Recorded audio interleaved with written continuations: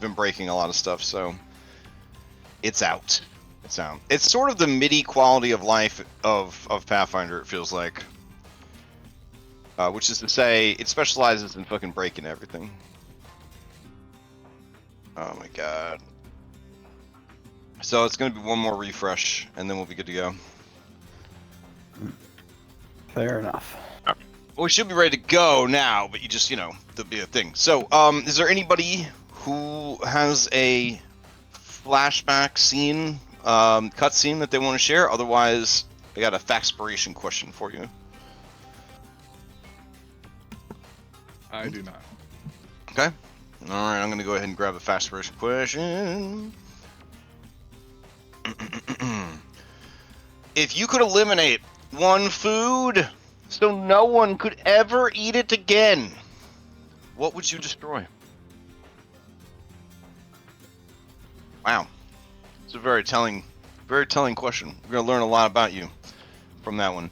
While you ruminate on that question, is there anybody who would like to sum up what happened last week for a third hero point and a third hero card draw? Since we can't roll any dice right now, since the game's reloading, it's very much like a first come, first serve. So just shout it out if anybody wants to do it. I'll do it. Okay, Jericho, take it away. Alright, so let me just turn down the music real quick. It came in so loud. Alright. So I believe we started last session somewhere. I'm trying to remember where we started.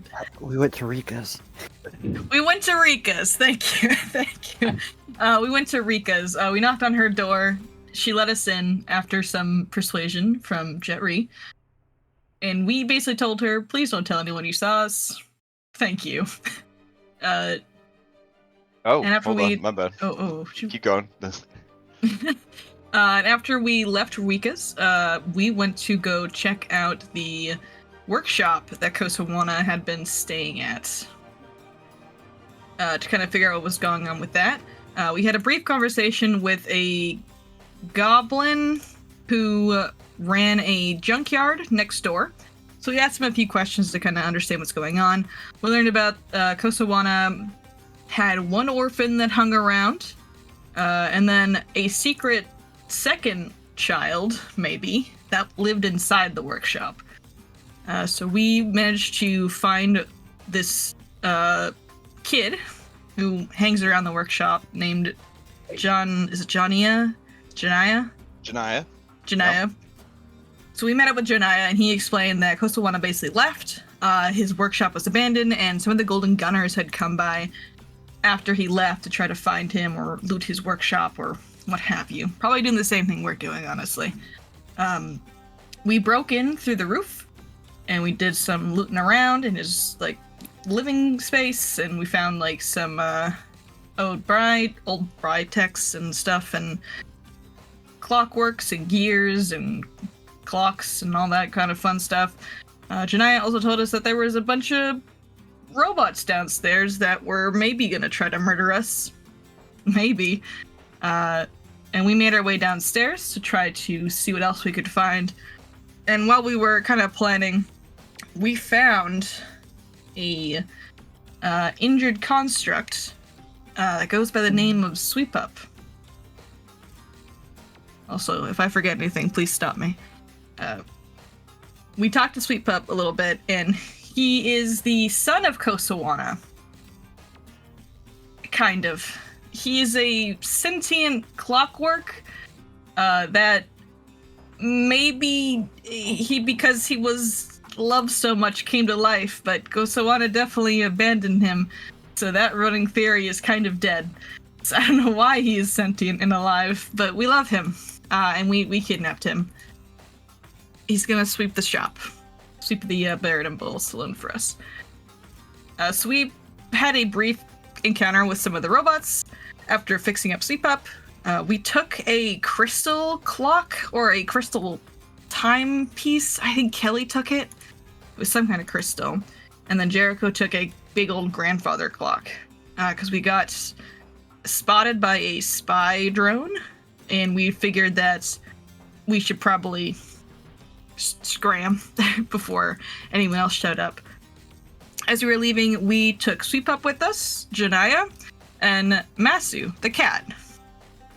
And I believe we're just headed back to the Barrel and Bolt Saloon. That sounds about right. Yeah. All right. Add a third hero point and a third hero card draw. Is there anybody interested in answering this week's Factspiration question? If you could eliminate one food so that no one could ever eat it again, what would you destroy?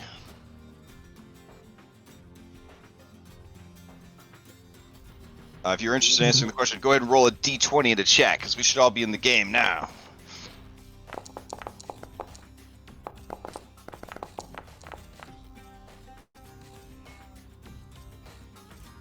All right, 19 from Kelly McCain. Going once, going twice. All right, Kelly McCain. What food would you get rid of? Angel's food cake. Dang. Is there a reasoning for that, or you just? Well, they thought it was a joke to keep feeding me it as a kid. Oh, dang. Okay. Guess, Wow. That's having celestial bloodlines not a common thing, so they always thought it was funny to give him. Oh, give him some angel's food cake. It's his favorite. I Definitely see. not. Definitely not your favorite. Wow. Okay. I definitely won't use that against you later on. Fantastic. You may ask the same question of any NPC you've met so far in the campaign.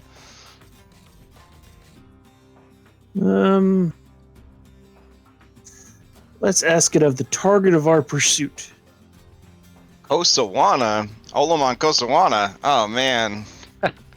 What food would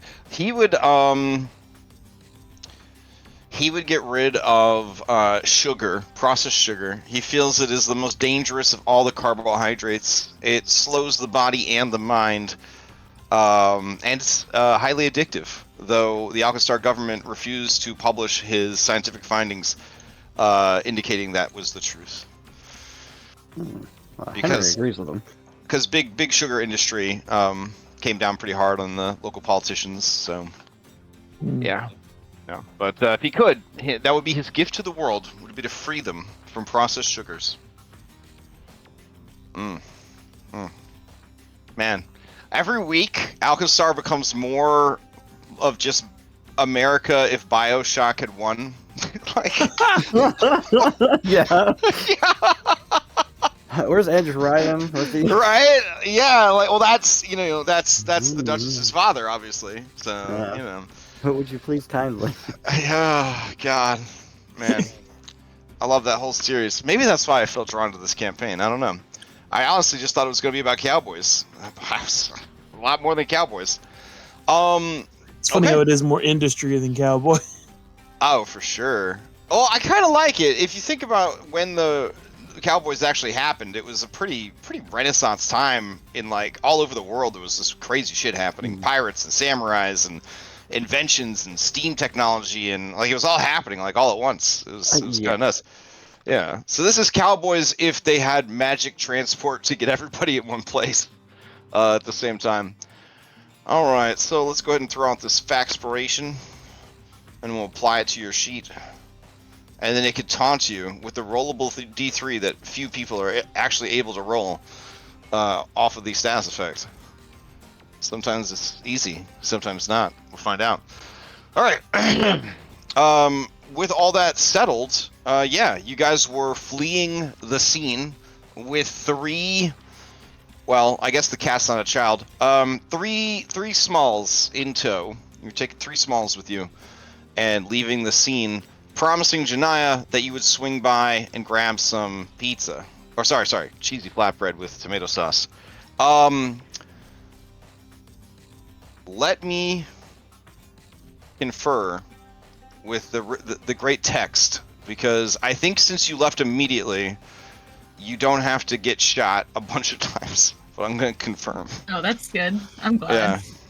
I'm gonna Listen, you guys have never seen me run an adventure as close to raw as possible. It's a whole thing for me. This is very exciting to let the book tell me what to do. Imagine how bad Odyssey would have been. Oh. All right, let's see. If the Clockwork spies escape, dun, dun, dun. Okay, you're good. You guys got out of there. All right, excellent. Awesome. All right, so with all that taken care of, what's your next move? As you enjoy some cheesy flatbread with tomato dipping sauce. We should consider what parts of the adventure to skip next. You guys are very good at skipping the adventure. The other group, they're like, "Whoa, wait." Let me just tell you, they're like powder cake punks. That sounds like people we should murder. And I'm like, well, they're like, it true or false? They blow up animals by stuffing bombs up their butthole. And I'm like, well, I mean that part's true. And they're like, then they have to die. And so they like crashed through the fucking skylight. They didn't even get a head count. They just crashed through the skylight and just start shooting. They pull the entire fucking warehouse on themselves. Good for them. Good for them. Including Bitey the Snake. I don't know if you guys got to see Bitey the Snake, but they pulled yeah. And it was They have a snake? They had a Pokemon. They had a huge snake, a huge Emperor Cobra.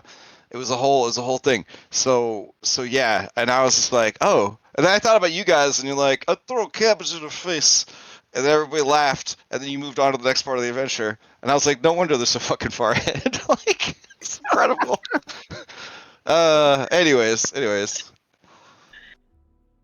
All right. We can recruit them later to take down the government. I mean, that's kind of, yeah, I mean. That's my thought.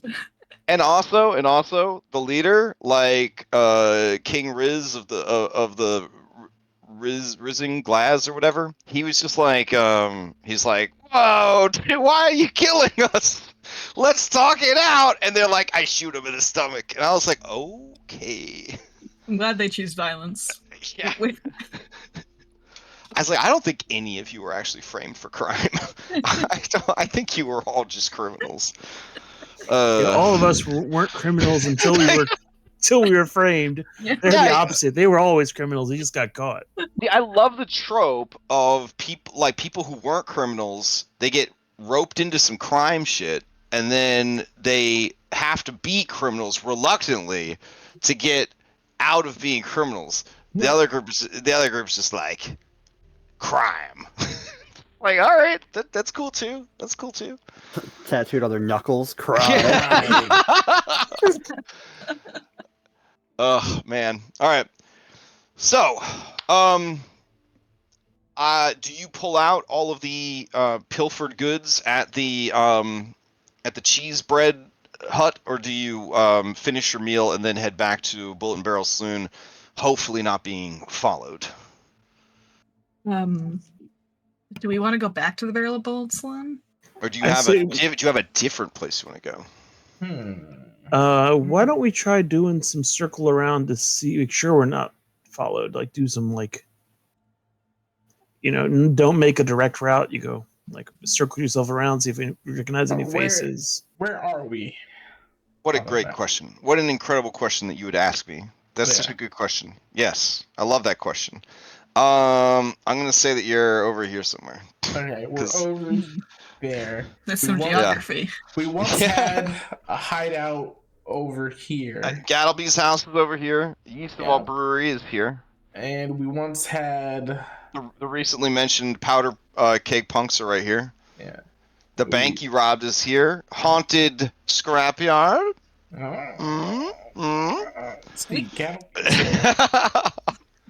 I mean, the haunted scrapyard wouldn't be a bad idea. We're friends with the goblins I ain't there. going to the scrapyard. We can go back. We killed everything there. At least the robot boy can't get tetanus there.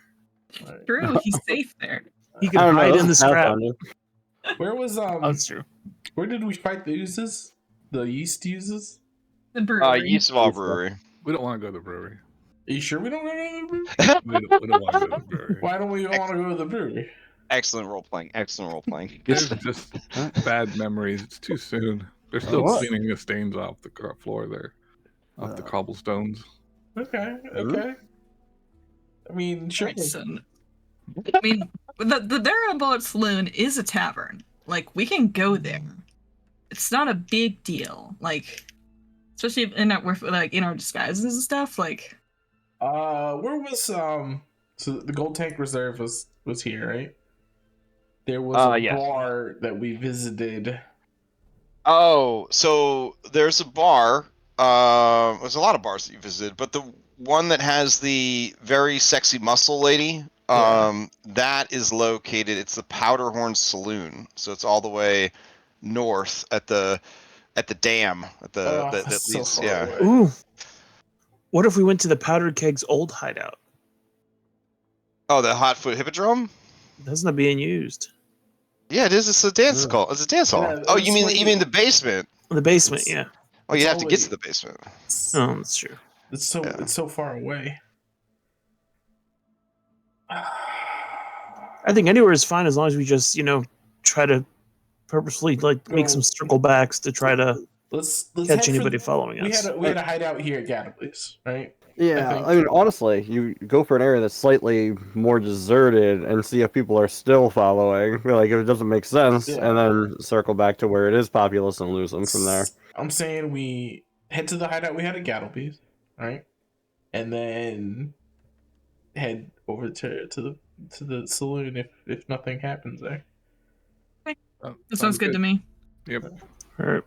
We All right. can hide in Gattlebys if I'm someone's chasing us. gonna ask for some exploration actions. Any second now. There we go. I think avoid notice will make us slower, but it's not a bad idea. I'm going to try to cover tracks. Nice. I will keep an eye out. I think that's Mhm. safe. All right. I have 3 avoid notices. I don't know if I can avoid any more notice. All right, let's see. 1, 2, 3. All right, so the avoid notices. Go ahead and give me secret, hidden, stealth checks, and then cover tracks. Go ahead and give me secret survival, and search. Give me secret perception.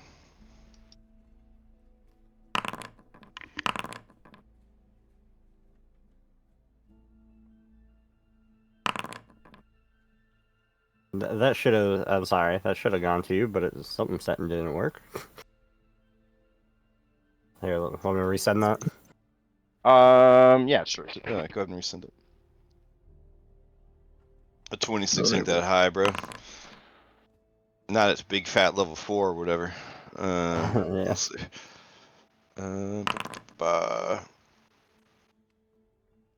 Okay. Oh, shoot. That's not.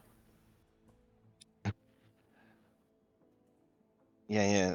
GM roll, private roll. I don't know what they call it on this one. Blind GM roll. Blind GM roll. Okay. Yeah, that did not seem to work. Who knows? Okay. All right. Excellent. All right. Let's see. Everyone does a relatively good job. The there is an awkward moment where you guys are wearing your disguises still, or no? Yes, I believe we are. Yes. Okay. Jet Re, Someone recognizes your disguise, and they start making a big deal about money you owe them, which does draw a lot of attention to the party. But you guys are disguised. How do you extricate yourself from this situation? How do I extricate myself from the situation? Yep, they're like, "Hey, it's you! You owe me money!" And then they're just like they're refusing to let you go. They haven't Intimidation. laid hands on you yet, but oh, okay. All right, give me an intimidation. See if you can turn this around. All right.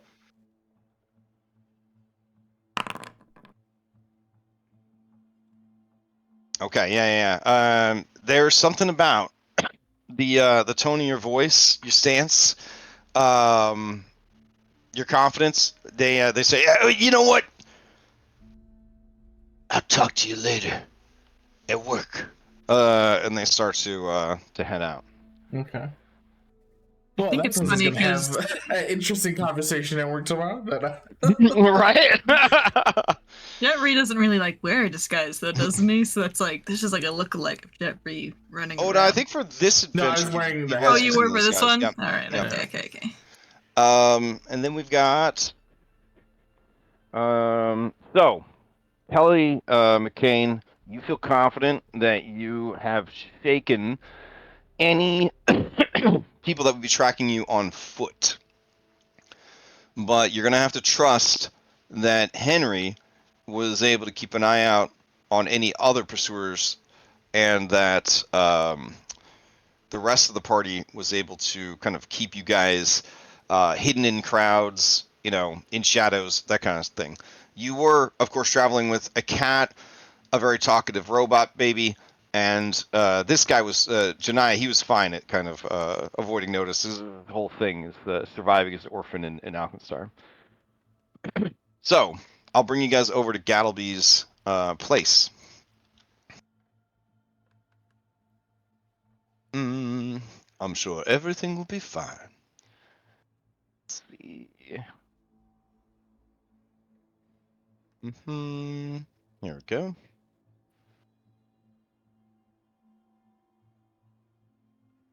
And delete all that.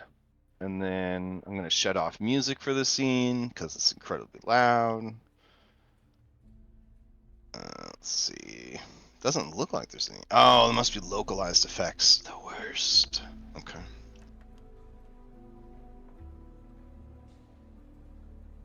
Yep. Sounds like someone is plumbing a toilet. Good times. Alright. I'll bring you over.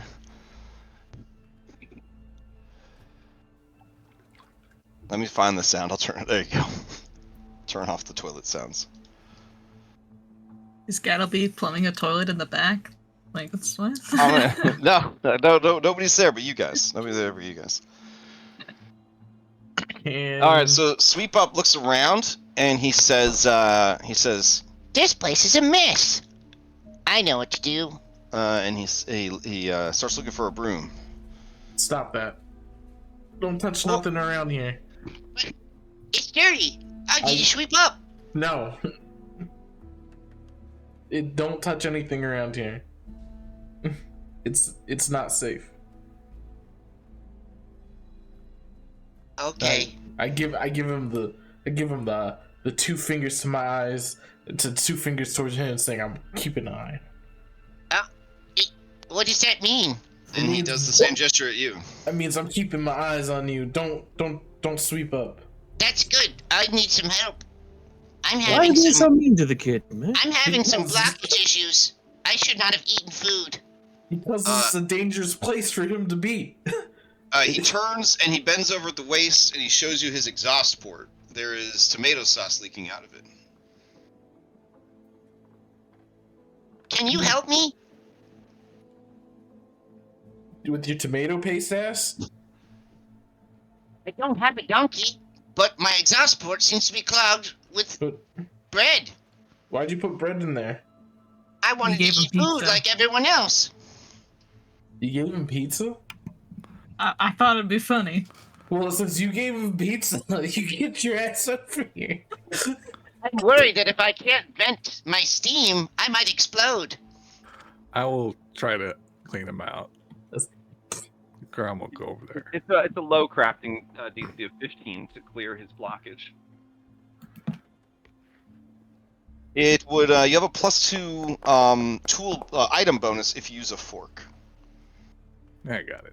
Only experienced parents will get that horrible joke. Alright, yeah, you clean them out real quick, no problem. I'd like to keep watch out this window while also using my whatchamacallit, spyglass modification, so that I can also peer better around this corner outside, so I don't have this limited view that I currently have. Nice. Okay.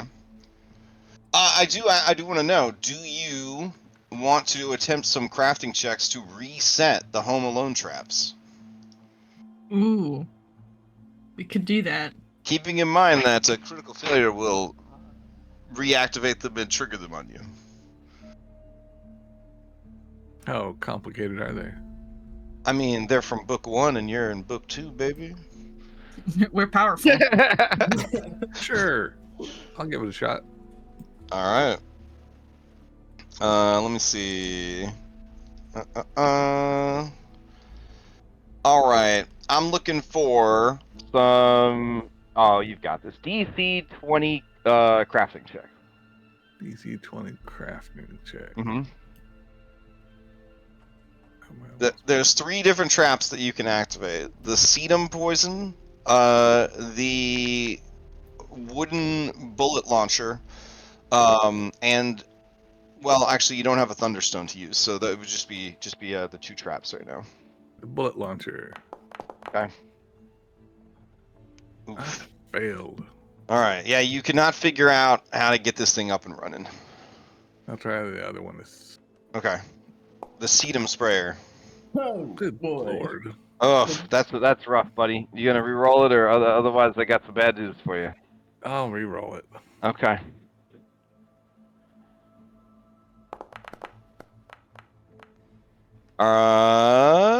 Okay, yeah, a 23. You are able to get it back up and running. So if anybody steps on that part of the path, it will start spraying them with sedum poison, Righty. which causes sickened and gives you a stink aura. I'll tell everybody about that. Watch out if you Okay. go out there. Okay. Thank you. All right.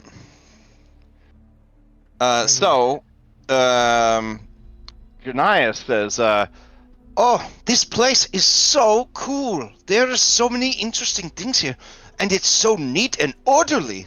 It is many things, but it is not neat and orderly. But I guess compared to Kosawana's place, it seems that way. Is there The something we stuff's can dangerous. The stuff's dangerous. Oh, okay. do? Jericho, What's up? can we do something for you? You seem to be pretty bloodied. Oh, yeah, you got punched by a robot. Yeah, I can, yeah, if you give me 10 minutes, I can heal myself up. Or if Kelly, you want to come over and give me a band-aid. Bow. God damn. My favorite. Thank you.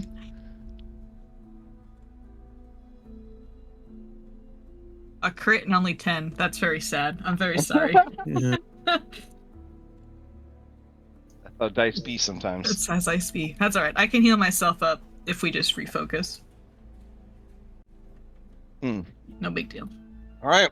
I mean, you're in it for the long haul, so I'll start advancing time, and you tell me what you guys get up to.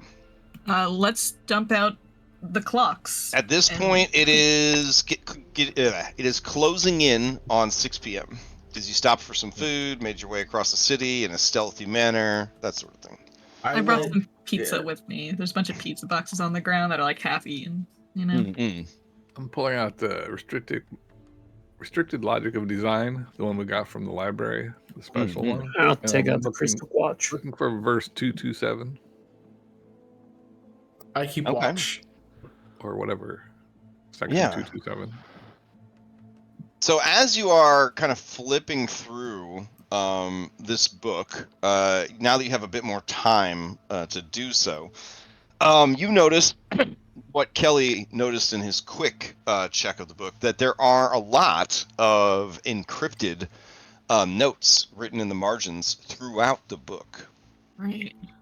This Yeah. is the one we need the society check of an expert in order to do. Yeah, you need an expert in society to try to crack the code here, but you can skip just to that section, of course, if you would like.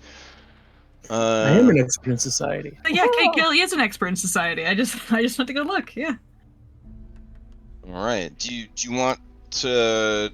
We're going to deal with checking the section first, but then if you want to go back and check the margins, you can definitely do that. Or do you want to do the margins first?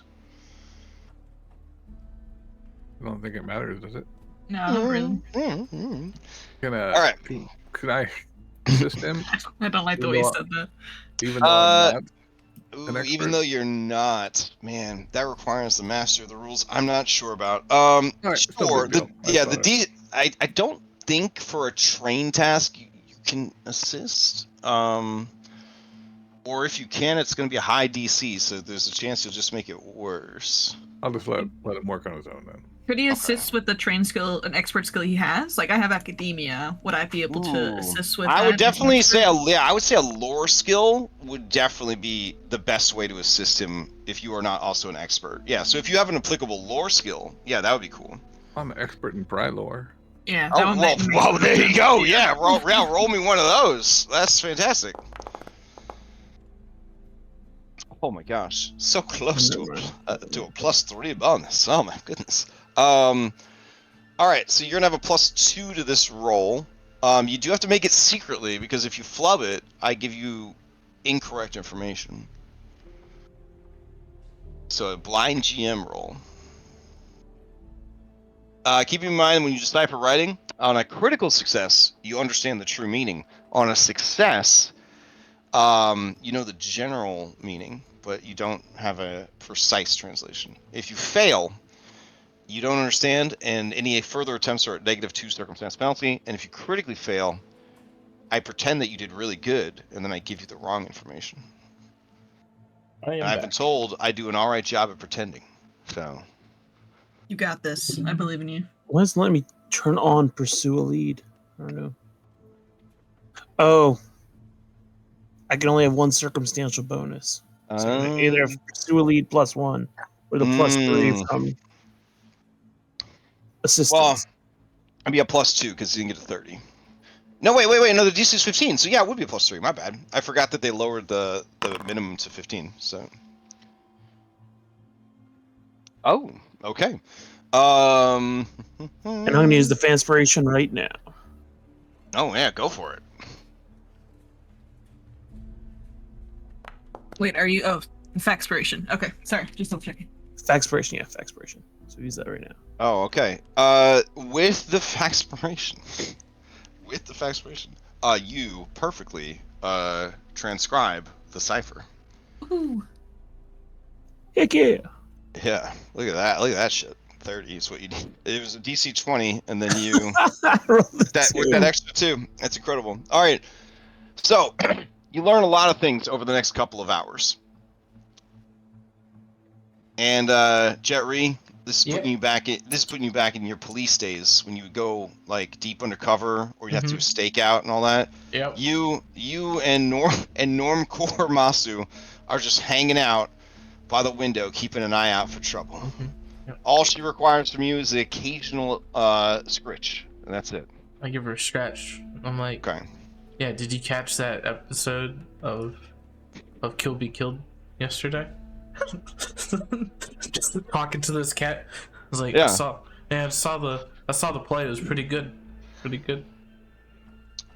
Enchanting Sweep Up and Janaya find a deck of Naked Lady playing cards that Vashon just had tucked away on a shelf, and they are Janaya is teaching Sweep Up how to gamble. He's teaching All right. the AI how to gamble. Nothing Good more. old Pinocchio scenario there. All right. So I'm assuming that the nerd trio is getting up to some hardcore decoding. Henry, are you also participating, or are you doing like support? You know, like Henry, can you bring us some fresh ink? Like Henry, snacks. What's your? Yeah. Henry is just he's gonna provide support. Okay. He's got nothing. All right, fair enough. Okay. Let's see. He's a fighter. So you learn a couple of incredible things from this. I don't want to call it illegal, but this decommissioned text, this decommissioned religious text. First and foremost, and this might be news to you, Grom. I mean, you worked for the church, but you worked for the, you've lived in Alkenstar, and you work for the church here in Alkenstar. Apparently, their public stance about AI, was a political decision. because they wanted to remain a presence in the city of Alkenstar, but they didn't want to create too many waves. So when the public opinion very much focused on, well, Clockwork is good, intelligent robot bad, they kind of reissued their holy text to say, oh yeah, for sure, definitely don't want artificial intelligence. Wink. When in reality, they want their priests to pursue all forms of discovery, creation, invention, and the creation of an artificial sentience is considered to be quite an achievement. And this book, according to the notes that you're reading, is what helped Kosawana crack that mystery and create Sweep Up.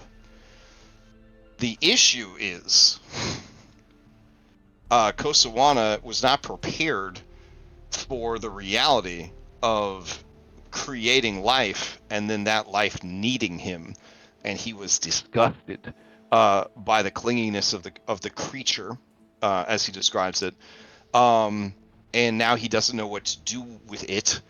And further reading reveals that it is actually anathema for him to have mistreated Sweep Up the way he did, both as his creator and also as just an inventor who made something and then essentially did not care for his own invention, whether it's an intelligent robot or just a tool or other commodity. Like, when you create something, it is your responsibility, and it's like kind of mind blowing. Like, as you're reading this and learning the, I guess, hidden truth that maybe in other parts of the world is not so hidden, but here, again, for political reasons, was sort of buried. And you can see that the acquisition and the study of this book started to unhinge Olaman Kosawana, because he felt like he had been lied to. He felt like there were secrets that should never have been kept, especially not from him, the brightest of all the brights. And it very much has that sort of descent into madness vibe where he's been wronged by convenient lies and hidden truths, and it will never happen again. Further, he becomes more and more convinced that Rai's true nature, her true power, is dominion over time itself. For what else would an intelligent machine, divine and all-powerful, what is more orderly, what is more precise than time itself? And that he could harness that power, and he can go back in time, and he can stop Gattleby from inventing Pyronite. He doesn't want to kill him. Oh, Yeah, sweet. yeah. You're thinking it's like, hey, go back and kill baby Hitler. Yeah. You know. In the margins, it does say "kill him as a baby?" ? And it says, "No, he's my friend." Oh, good. Good. He's not completely crazy. Good. Wonderful. And going back in time, I realized it's not Gattleby who created it. Right? Your life in danger. Oh yeah, I guess I should amend the adventure, and then it says, Jericho Darling, who is she really? Go back and kill her as a baby? ? Sure. Yeah. Fair enough. Now you're personally invested, Jericho. Damn. All right. Well, this is But all that aside, we'll get to the good stuff, Grom. After many hours of translation, you allow yourself, after all the foreplay study is done, to go to section 2.2.7. Oh baby. Let's see. So you head to section 2, subsection 2, paragraph 7 of Logic of Design, which has been stricken from all modern versions of the text.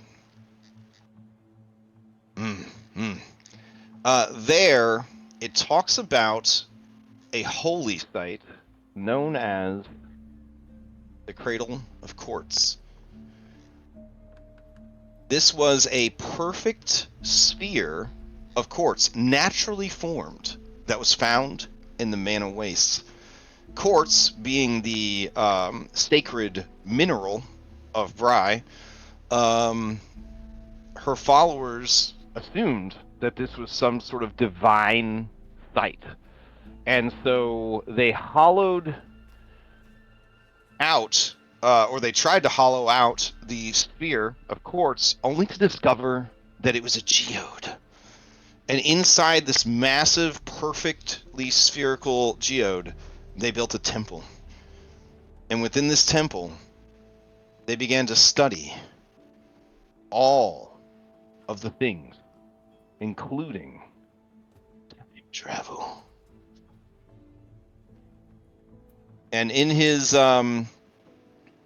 cipher that you have cracked, he lists the actual, like, I don't know, they're not GPS coordinates, but the map coordinates of where this place is out in the Mana Wastes. Damn. Here we go. We did it. All right. Any more adventure we want to skip?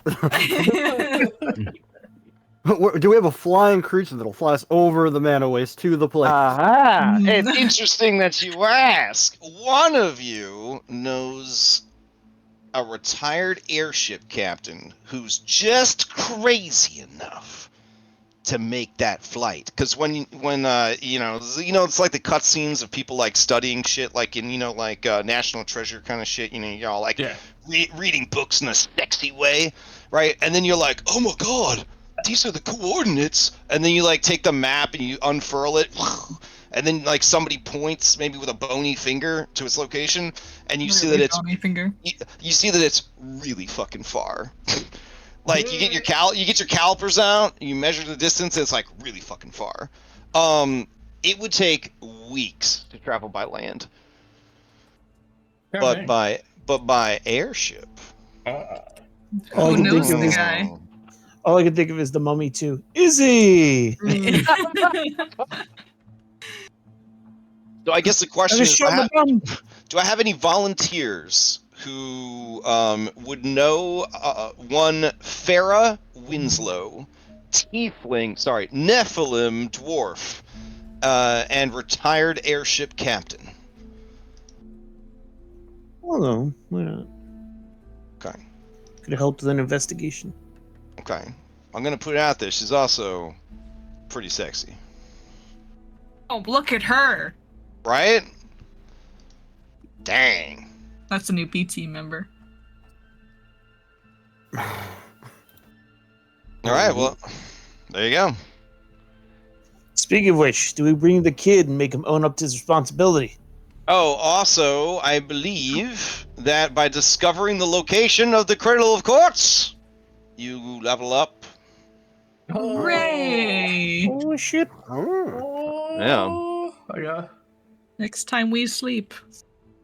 Yeah, so I will give you guys a little bit more flavor here that you kind of get from the notes. Let's see. In 4612 AR, a wandering priest of Bry named Harcourt the Fisher traveled a few safe trade routes near the Gebite edge of the Spellscar Desert. Fleeing a band of gnolls, Harcourt ran deeper into the desert, hoping to lose his pursuers in the maze of canyons. He found a cave system where he stumbled upon an amazing sight, a series of caverns full of gigantic quartz crystals, each of a size and purity the likes of which he'd never seen. Harcourt spent several weeks exploring the caves, and when he emerged, almost no time had passed in the outside world. The gnolls were still there, and they captured him. During months of harrowing captivity, Harcourt penned a series of articles detailing his discoveries in the mysterious caves, and when he finally escaped, he published his book through the Temple of Bry. Though full of confusing details, contradictions, and muddled facts, his text was a compelling enough read that the primary cogs of Bry incorporated aspects of it into the religious canon. Over the next decade, the clergy of Bry visited the remote caverns Harcourt described. No one could duplicate the temporal effects Harcourt insisted he experienced, but cogs were thrilled to find that the caves were indeed packed with flawlessly pure quartz crystals. The Temple of Bry in Alkenstar christened the site the Cradle of Quartz. Despite the danger of travel through the Spellscar, a few devoted Bryites still undertook the perilous journey to the site to commune with their deity in the central cave, which was surrounded by immense crystals. Over time, these pilgrims transformed the raw site into a small shrine to their patron goddess. Was it ever confirmed that this temporal effect happens? I'm glad was you it asked. In 4688 AR, the Cradle of Quartz was quickly and quietly excised from the Bryite tradition. All references to the place were removed from the oral traditions and public written records of the church. Only the oldest cogs know the reason for the sudden expulsion, which is not detailed in any of Kostawana's notes.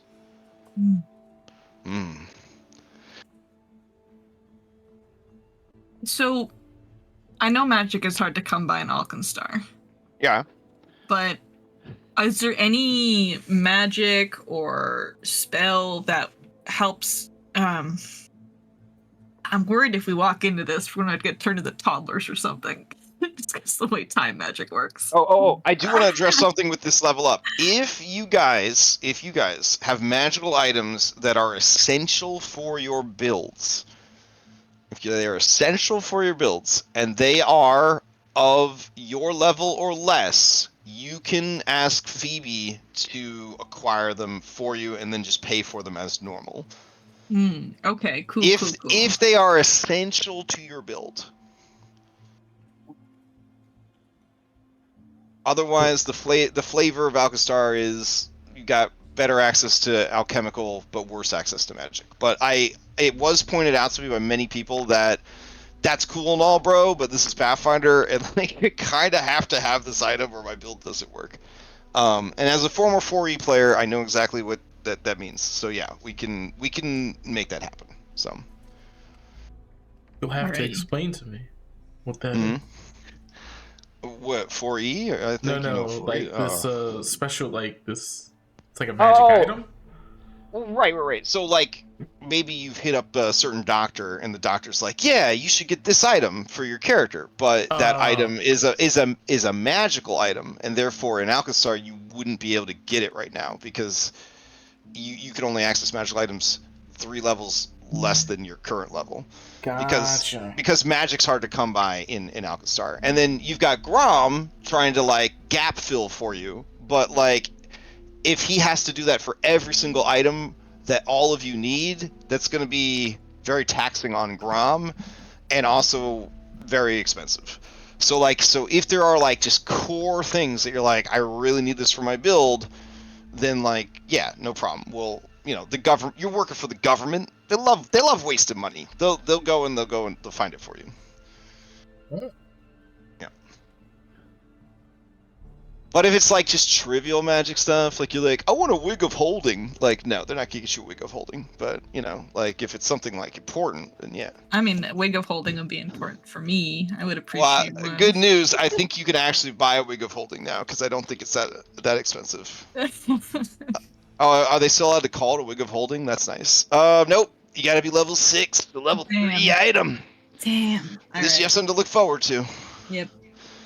So it has to be what level? So you can buy magical items now as long as they're level 2 or less. I can't stop you if they have the common tag. You can just be like, you're in a city. You just say, I'm going to go buy these magic items. Gotcha. Alchemical items, you can buy now up to level 8 if you can afford it. Because there's a huge disparity between alchemical items and magical items in this region. So I have to ask. Mhm. Apparently, I can't think what's the new name for Asimar. Nephilims. Nephilims. They lost the Emberkin eyesight ability, ancestry feat. Oh, that's rough, buddy. Just no longer exists. Is that the case? Did they? I thought everything from the previous thing stuck around. Is that not true? No, when I look at the replacement stuff, it says that Mhm. one is just removed, flat out removed. Oh damn. Well, I mean, if it's flat removed, then we're gonna honor it. We're gonna honor it, unfortunately. But Okay, so I need to pick Yeah. another level 1 ancestry. okay. And also, you get 1 week of wibbly wobbly time. So during this 1 week of wibbly wobbly time, you can also retrain a feat if you need to. You can retrain this one for free because it was taken from you by the universe. But yeah. Damn you, universe. I don't know what I would get. I would like a striking rune for my crossbow. Okay. Let's see.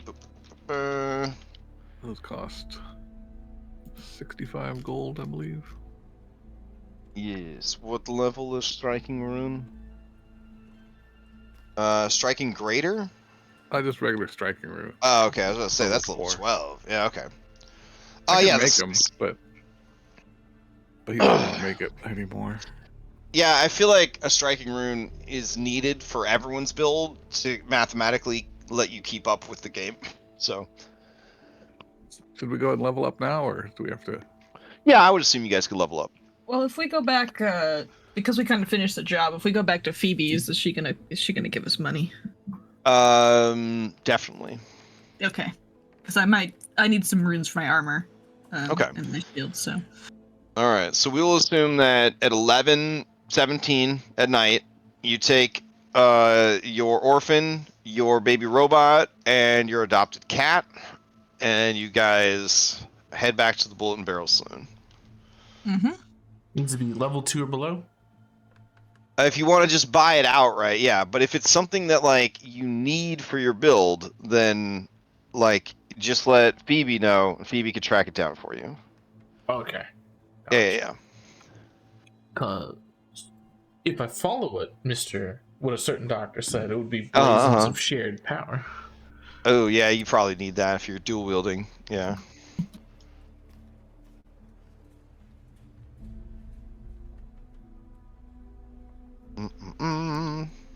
All right, bring you back over there.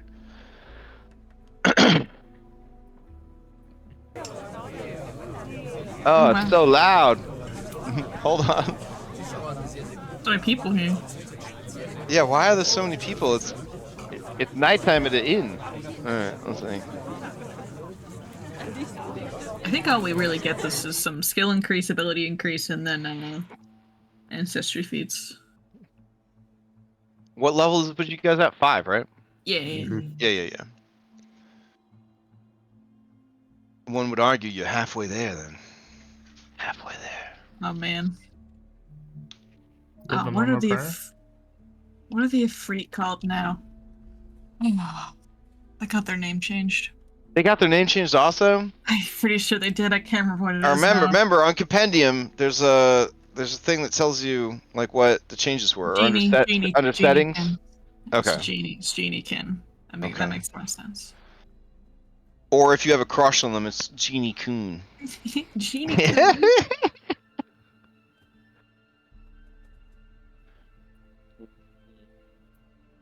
Remaster changes. Yeah. Search pages. Ifrit. I'm just seeing if this is a viable method of checking it out. Nope. Okay. Damn. It's not as searchable as I had hoped. They'll get there. Yeah.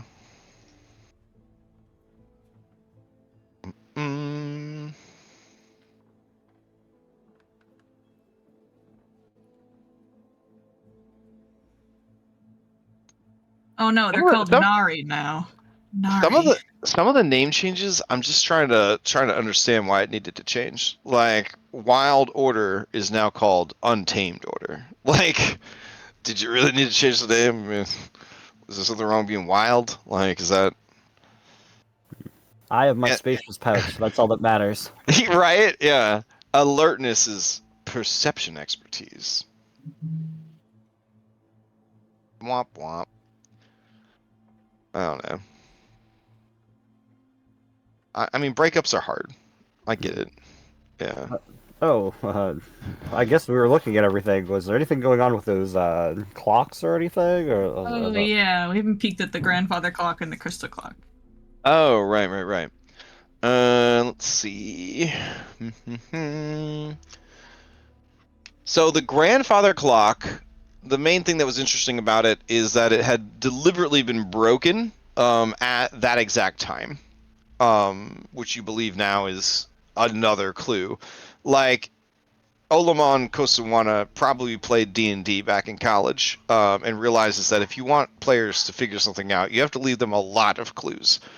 In his workshop were over 300 different clues that would have pointed you to. No, I'm just kidding. You found all of them. But he left a lot of clues that would say, like, you should go here. What's really nice about it is it's just a really nice clock. You could get it back up and running pretty easily, and it's valuable, so you could sell it for money.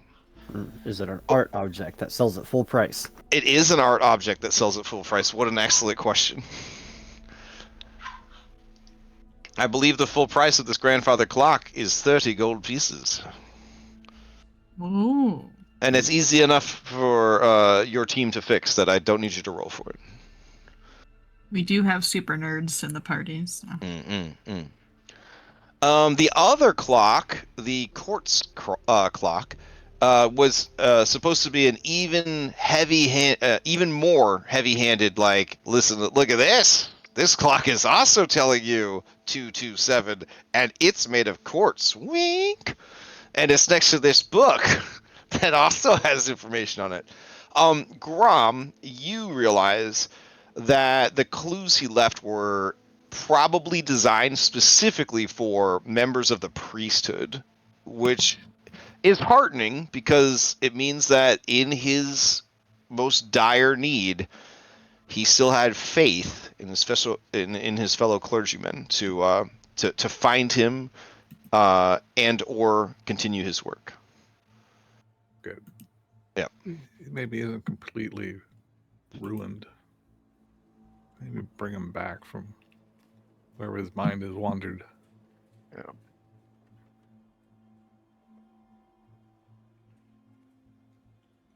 All right. Can I now, get some build advice? I got some. Oh, okay. You take care of your building, but Dunsmith do have words for you when you're done. So. Sorry. I'll talk to Sweep Up a little bit since my attitude toward him has now changed. Having read the True and Dry, does he actually enjoy sweeping up? He enjoys being useful and being included and having a purpose.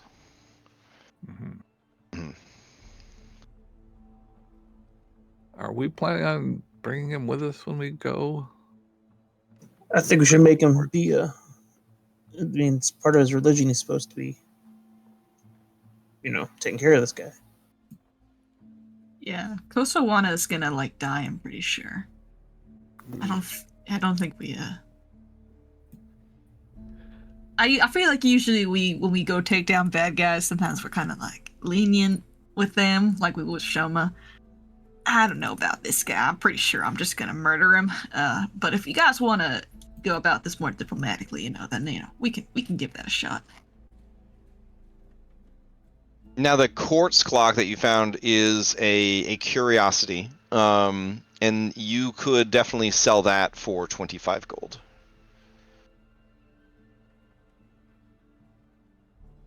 Again, once you kind of tinker with it a bit and get it up and running. It's a little too weird to like the grandfather clock would be an easy sell. this one would definitely need to go to like a collector or a Bry enthusiast, essentially.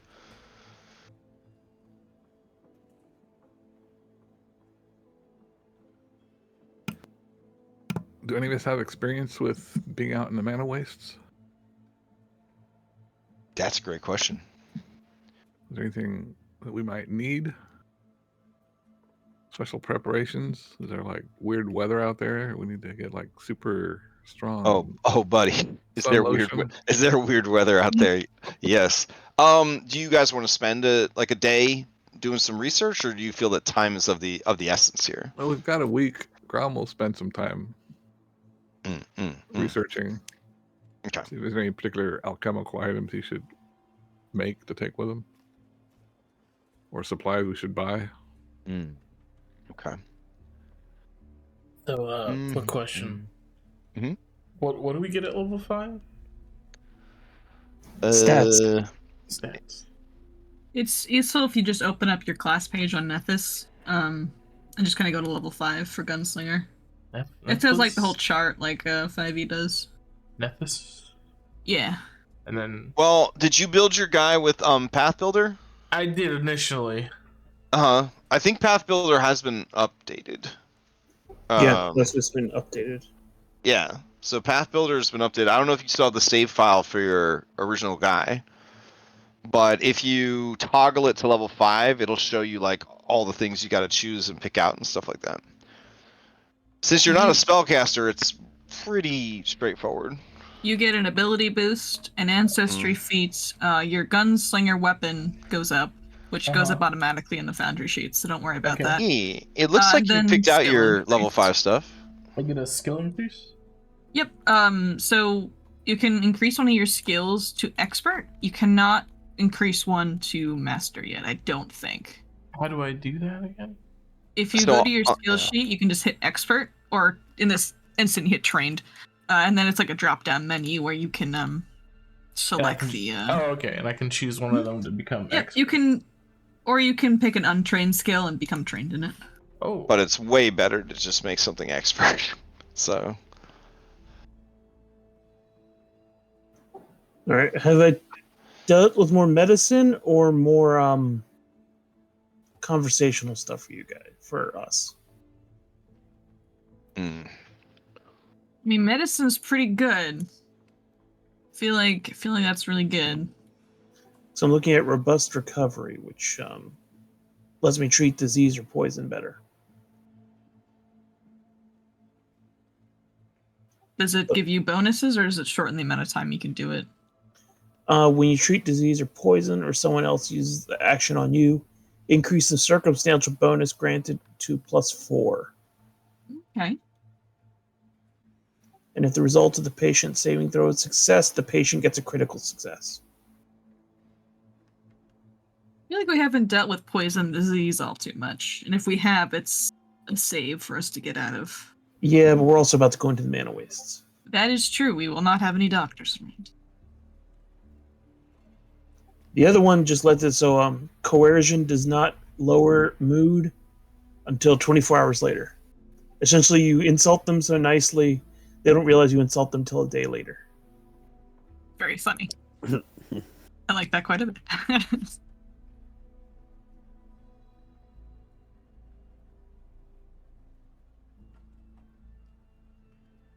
But while it's funny, it's not as useful.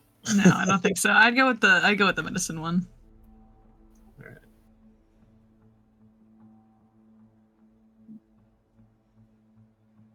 So I have two I'm looking at. One that just gives me dark vision, and another one that when I take fire damage, I can become concealed for a turn. And like a heat wave kind of deal. I don't know which one is more important, because I can never see anything.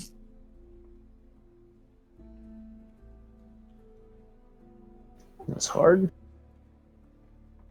Or I can get this cool skeleton fee that lets me take off my arm and gives me reach, which is very funny. Little useless, but very funny.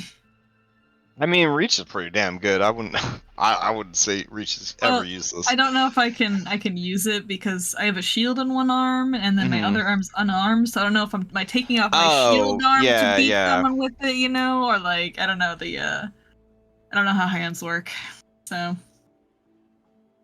I think I could just take off my shield arm and beat someone with my shield. That'd be pretty funny.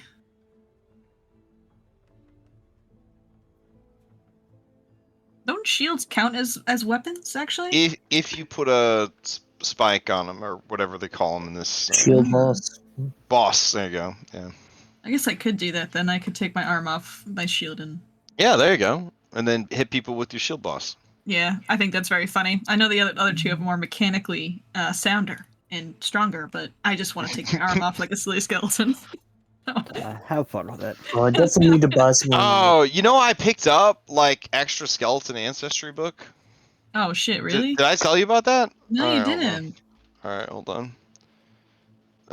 What's the place where you buy stuff for Pathfinder? Infinite? Pathfinder Infinite. Yeah. All right. Let's see. Thank you I sent you the buying inventor book too. Badass bombs, expanded ancestry. Here we go.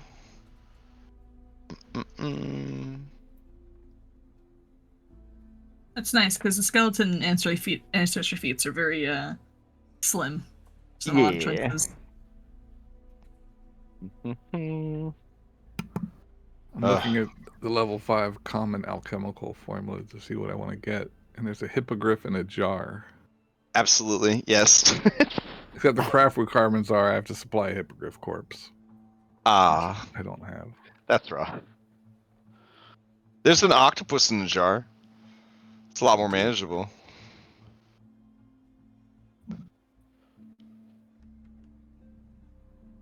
Yeah, there's a griffin in a jar. There's a rock in a jar. Good lord. Yeah. This game is so dumb. Reload.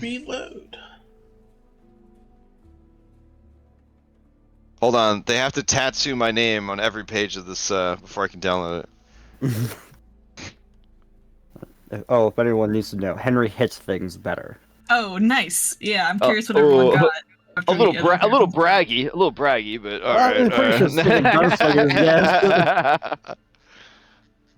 Let's see.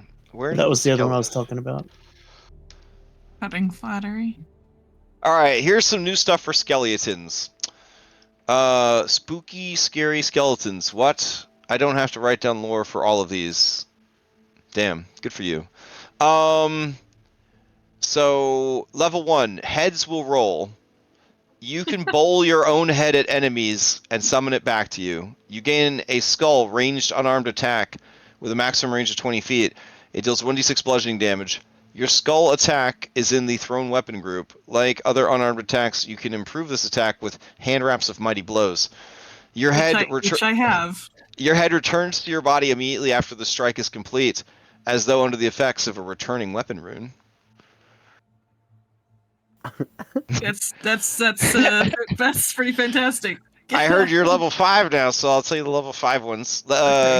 March of the Skeletons. You were raised from the dead for war and are an expert at marching. You gain plus 10 feet circumstance to your speed during overland travel. Womp womp. That's boring. Dumb. Remains incorporation. You've learned to incorporate the bones of creatures and other ancestries or species. You gain wings or a prehensile tail. If you choose wings when leaping horizontally, you can move an additional 5 feet. If you don't, because I mean they're skeletal wings, I don't know what you expected. You don't automatically fail your checks to high jump or long jump if you don't stride at least 10 feet. In addition, when you make a long jump, you could jump a distance up to 10 feet further than your athletics check result, though it's still within the normal maximum of your speed. If you choose the prehensile bone tail, you can use your long, flexible tail to perform interact actions requiring a free hand, even if both hands are otherwise occupied. Holy shit! That's not bad. Yeah, your tail can't perform action. I would also flavor it that you just have like a third smaller arm. That's fair. Yeah. And then undersea corpse. You don't have lungs, so why do you need to breathe? You don't need to breathe anymore. You can't suffocate. but you can still be affected by gases and other airborne effects because that just would be too strong. I kind of like the head and the arm a little bit. Yeah. Can you send me this PDF? I like, I'll send you the skeleton section because Yeah. you're a player in one of my games. Yeah. This isn't piracy. You're a player in one of my games. No. All right, I'll send it over. But it's pretty neat. No. That's okay. I have the ability to just make stuff. So. Okay. Yes, I too can copy and paste text. Ability. I have the power. How you took that feat? Yeah. Right. It is a feat. Yep. Yeah, this book it just adds more options for the weirdest races, heritages, like the ones that like just don't have any love or support.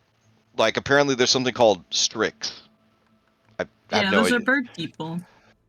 Are they bird people? Yeah, one of my first Pathfinder 1 characters was a Strix. Well, it's very scary looking. Yes. Very scary. Yeah. And then there's something called sprites. I've heard of those. They added more Shuni, 2.5 more pages. Actually, there's Shuni artwork. Sorry, 2 pages of Shuni stuff. Pretty cool. Including a level 5 feat called Roll Over. Mm-hmm. Oh, yeah. Reaction once per day. You got to be trained in acrobatics. You fail an acrobatics check to tumble through an opponent's space. You are a master of acrobatic maneuvers. You re-roll the triggering check with a +2 circumstance bonus using the new roll, even if it's worse than the previous one. I don't know if that's worth a whole level 5 feat. How bad do you want to like tumble through? Well, I guess if you're a rogue or something, swashbuckler. Shake it off. 2 actions once per day. You shake your floppy skin vigorously to remove harmful substances and effects. You immediately end all persistent damage from effects that coat your skin, such as fire and most persistent acid damage. That's fucking good. If you're suffering from an effect other than persistent... Anyways, none of you are Shuni. I don't know why I'm reading this, but... Yeah. Because it's cool. Yeah, it's neat. I'm not trying to do too much homebrew, but like I feel bad for the skeletons. I feel like, and apparently there's some rhino guys. Did you guys know there were rhino people? There's rhino people? Yeah. They're called Cash Rishi. Look at these dudes. Or ladies, I don't know. Yeah, it's fucking awesome. Especially because that's a base race, so let's make you a tiefling Kashrishi. Yeah, and apparently, one of their level 1 feats is because rhinos like birds. You have a bird familiar. That's awesome. Yeah. I'd be afraid of it dying, but that's awesome. Basically, they're like psionic rhinos, like psionic rhino people. They have psychic powers. It's just crazy. I think I'm gonna take the head will roll feat. Okay, here I'll give you the actual copy paste. Yeah, so you can paste it in. Because if it works with my magic whatever hand wraps, I can scale that with my hand wraps, which is awesome. So what if I told you is that if you were to survive and play Jericho up to level 13, there's a follow-up feat called Out of Body Experience. It is a level 13 feat skeleton concentration prerequisite heads will roll. You remove your head while maintaining your ability to see, hear, smell, and speak. Your body becomes a pile of inert bones until your head and body are reunited. Your head and body can be separated by any distance, but you must remain on the same plane. While existing without your body, you are unable to perform, manipulate actions, or take any action which requires a limb or a torso. While separated from your body, your head has no speed of its own. It counts as size tiny. You also lose your dexterity bonus to AC, but might retain the bonus from your armor if that armor included a helmet. But why? Why? What? What situation would trump this? I need to. Does that mean if you had the hat of disguise on, it'd just be like a head? Sweet Jesus. What is this? What's up? What is this? Where? On my screen. It's a rhino man. It's huge. All right, I need to pick up some runes now. I got distracted by skeletons. I now figured out what ancestry my kineticist will be. It's obviously these rhino people. Okay, but hold on. What if you played Jericho up to level 17 and you took that useless out-of-body experience feat? What would happen then? You would get head in the clouds. Oh my. While your head is separated from your body, it gains a flight speed. Okay, that could be pretty useful. I can see that. I can see that being. I could be like a little spy, just. No, it gets better. While existing as a flying skull, you have a +4 circumstance bonus on deception checks to impersonate a demi-lich. I could use that. I can see situations. Oh man, this is just the dumbest fucking stuff. I don't ever want to run a game where the players feel like they can't take these dumb, flavorful feats. That was like one of my concerns when I started looking into Pathfinder 2. Was like they have so many options, but then there's like obviously like the best options, and then there's like really fun, flavorful trash can options.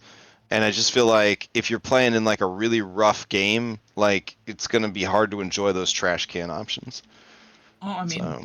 I'm gonna do it anyway, regardless. So I have a quick question when it comes to runes on armor. Is it the same as weapon runes, or are those a different thing? I mean, it follows the same rules that runes follow. Okay. Yeah. So can I can only see, is it armor potency rune? Is that why I'm... Hang on, sorry. Weapon potency. Maybe I was just finding weapon potency. There it is. Oh, it's level 5 item. I cannot buy it. Shame. Well, again, if you feel that it is required for your build, the government will supply it for you at cost. Like you'll have to still pay for it, but they will. I thought that was level 2 though. No. Level 2 is you can buy it yourself without any problem. Okay. As an armor inventor, I feel like armor runes might be important for me. That's all I need to hear. Then they would provide it for you. Okay, I can't afford it. At cost. Oh, but you can't afford it. Nice. Unless Stevie wants to pay us now. Well, she's been trying to pay you for about 30 minutes, but this is fine. Stevie, give me money. She's trying so hard to give you this goddamn money. Money, us now. Okay. Scroll. I think she gave you money up front to help grease the wheels of the investigation. Yes, we didn't spend. We have 200 gold pieces in bribe money. We never spent a dime. Don't tell her. We're criminals. So we can use it for embezzlement. Whoever lies, you go up front. Okay, so let's see. The bag Dunsmith drops on the table contains 200 gold. You back. Oh, and then did she say she was going to pay you guys if you found what was going on? Give me a second. Phoebe, give us money. We're poor. Yeah, according to my notes, after we finish with Shoma, oh no, that's no, we got that from Shoma. We got 70 gold pieces each. And then she gave you 200 to do this investigation. Yeah, and there's nothing about paying us for doing anything. Dang. Yeah. All right. Well, I mean, one, she's going to get you guys essentially illegal access to magic stuff that you would normally have access to. But she does have 50 gold in petty cash that she could pay you out. And if this woman, this Farah Winslow, is not willing to cooperate, she might be able to assist financially to kind of make that happen. So including the 50 that she's willing to give us, we all can take 50 gold. That's including the bribe money we did not use. Did you already sell your 2 clocks? No. Have not yet. Okay, because the clocks would be 55. You're back. More gold. Okay. Yeah. Do we want to keep those clocks? Are they important anyway, or are they just kind of treasures? You guys worked them over. Other than them being clues to the mystery, they don't seem to have any useful properties other than being very fancy clocks. Okay, that's fine with me. What else do we have that we could sell? You probably. I mean, no. We shouldn't sell him. Do you say you're gonna sell Sweet Pup? Yes. He could probably for a lot of money. I'm just saying.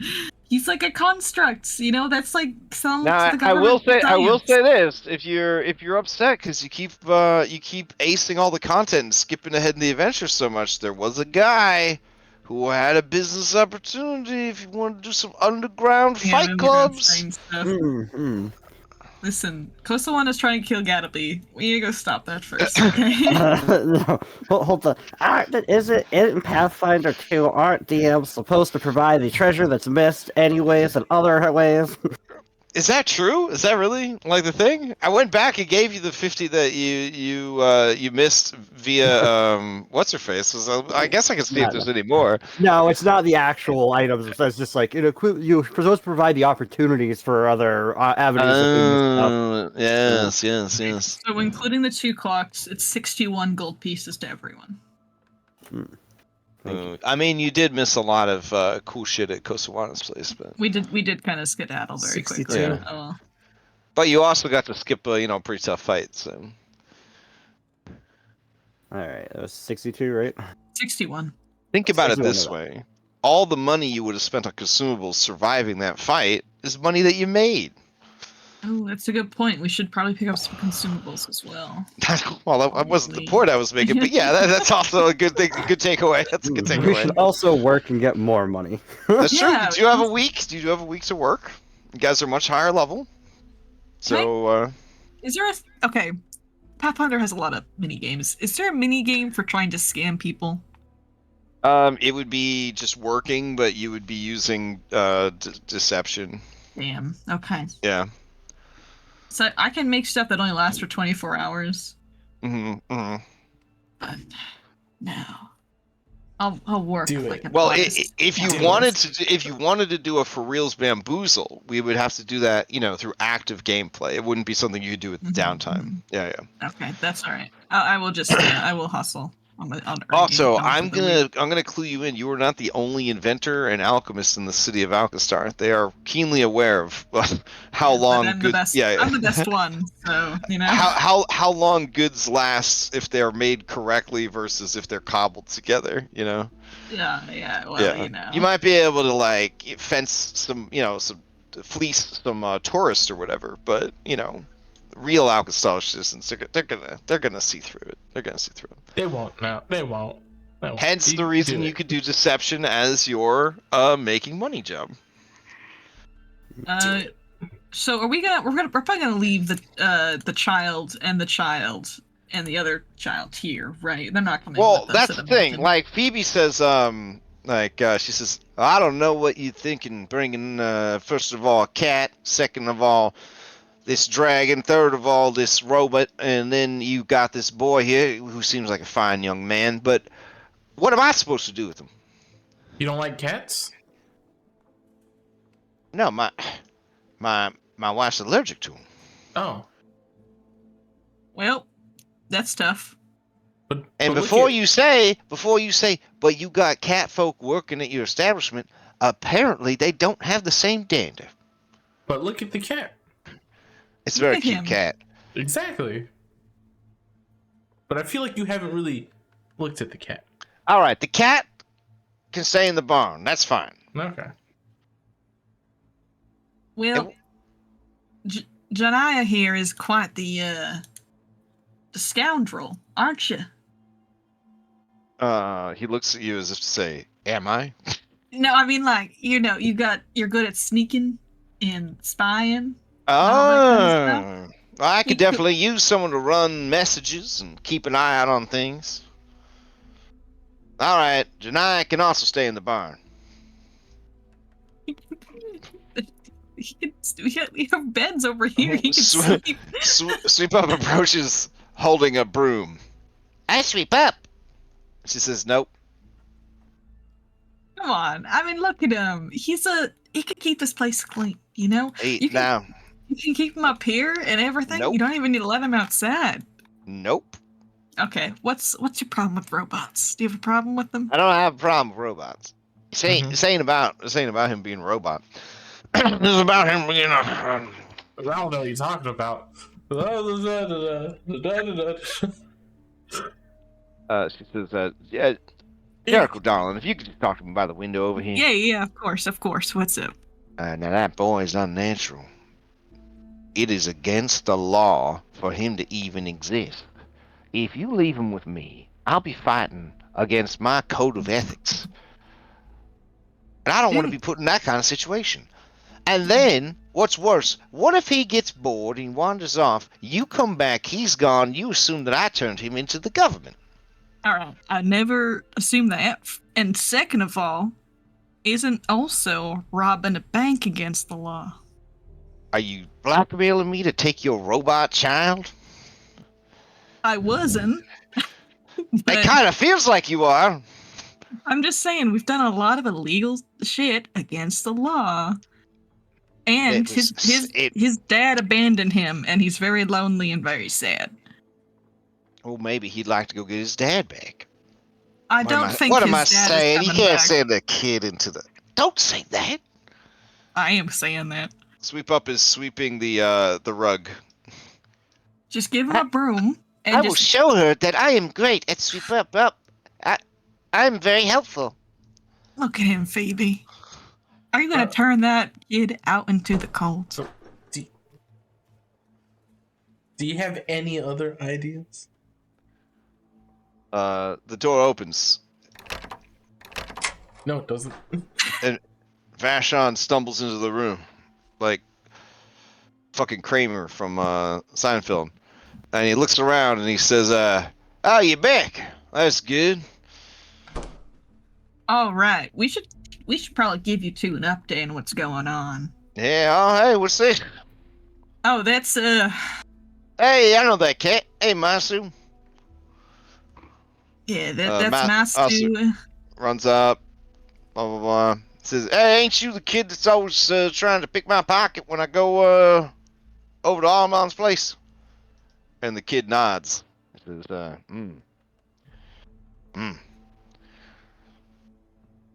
Yeah, that's a fine little clockwork. Why did it make him so small? Then he turns and he says, I'm Sweep Up. And he says, all right. How? They put a voice modulator in there? He just kind of picks up Sweep Up, starts like opening panels and stuff. And Sweep Up says, that's my body. Back off, Sean. He says, you put tomato sauce in this thing? It's pizza. It's exhaust port's all stained. Well, how about you go take care of him? You know, I'm sure he'd be a wonderful companion. I got a listener? companion. He's the greatest companion in the whole world. You see a little lizard poke his head out of his jacket pocket. But this one you could like, I don't know, have Sweep Up. You know, Sean isn't fit for that. What does that mean? Here, look at Ain't you. fit for it. You ain't fit to take care of a child. Honestly, he's a mess. So A like, child? This that child man. right here? No, Sweep Up. He's blessed of Bry. He's what now? Blessed Sweep of Up, Bry. Blessed of Bry. Blessed of Bry. Is this some kind of religious thing? Is he like, oh, he's like one of them icons. Okay. He's a sentient clockwork. That, Jericho, can you talk to me by this window real quick?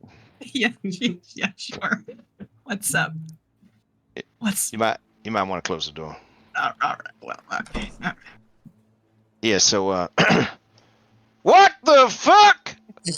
I didn't make him. What are you screaming at me for? You You should be tried. screaming at your friend Kosawana You for making got that. a goddamn intelligent clockwork fucking around in front of a goddamn government agent. What do you think she's gonna do about it? You think that Phoebe, lady's your friend. You're wrong. That kid is as good as fucking dead now. And now I found out about guilt already. Well, how about you just make sure the government agent doesn't take him in, and how are we gonna do that? You want to just kill her? By the way, none of you need perception checks. Phoebe looks a little uncomfortable. She starts moving towards the door. No, come back. We're not gonna kill Phoebe. I mean, about this kid? Action economy, we'd definitely be able to take her, but then we're gonna have the whole city government come down on our ass. She's good friends with the Duchess. Out the window, you see someone walking their Compasaurus. They look up at the window at the loud noises. Vashon closes the blinds. And what's more, where'd you find that little thing? That looks like one of Alamar's. Kosawana made him. Are you serious? Yes, do something like that. You're screaming at me. Kosawana made that and brought him The to life and public then stance. abandoned him. The public stance of the temple is that they do not endorse or support that kind of stuff. We don't want another new Mary in this area. You understand what I'm saying? Yeah. Hey, The Duchy don't play around with this nonsense. Yeah, I'm not gonna listen What's to the government. more is you can't put no kind of AI inside no clockwork without using magic, which is also against the law. Again, you're yelling at me. I did not do this. It just seems like something you would have done. That's why I'm yelling at you. Maybe it would have been something I'd done, but Probably instead... would have been, and you probably think it's a damn fine idea, too. I do, actually. I think it's a wonderful idea. Well, then it's your problem. You can't be pawning this poor kid off on the fucking government. You know they're just gonna put him in a laboratory or something, take all his insides out, probably pull his brain out. At this point, Sweep Up starts looking a little concerned. I have a brain? Someone wants to pull on it? And he says, Jericho, you gotta just stop being such a hothead. Them what do you others, want to do? I don't have any expectations out of the rest of those idiots, all right? But you, even though you don't got a brain, you got a good brain. Why would you think this is okay? I ain't gonna leave a sentient construct child half dead in Kosawana's laboratory. He was half dead. He got shot. Who would shoot a child? The Golden Gunners. Oh my God! Now the Golden Gunners is involved too. Yeah, and they shot him, and Kosawana abandoned him.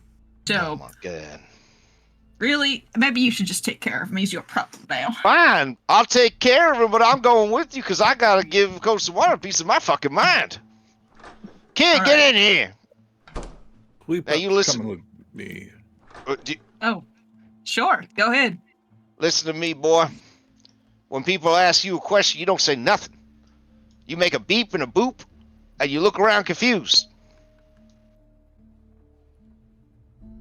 In here, where there's nobody around, sure. Out there, no. I trust Graham to take care of him. After all, he's a blessed of bride. That's right. Mm-hmm. Oh yeah, you some kind of cog? I am. I was. I will be again. Well, then the most responsible thing you could do, take this here kid over to that temple, hand her back over. No, there's currently a schism in the local temples. You don't got nobody in your own faith you could trust. I do, but I don't know if he's going to be capable of keeping Sweep Up under wraps over there. As you say that, the camera cuts to Chips and Dips, where he's about to pull out a very milk-sodden cookie, and right as he's about to put it in his mouth, it breaks and falls onto the table, and he starts to cry. Surely he can't be that incompetent. I mean, who are you talking about? Duga. Oh, no, never mind. Okay. His heart's in the right place, but he takes out a cigarette and he lights it, but he hasn't finished his first one. Now he's smoking 2 cigarettes. Give me one of those. He paces over to the way. He just throws the pack at you. Thank you. All right. Well, Fill me in. Do you guys film? You guys film in?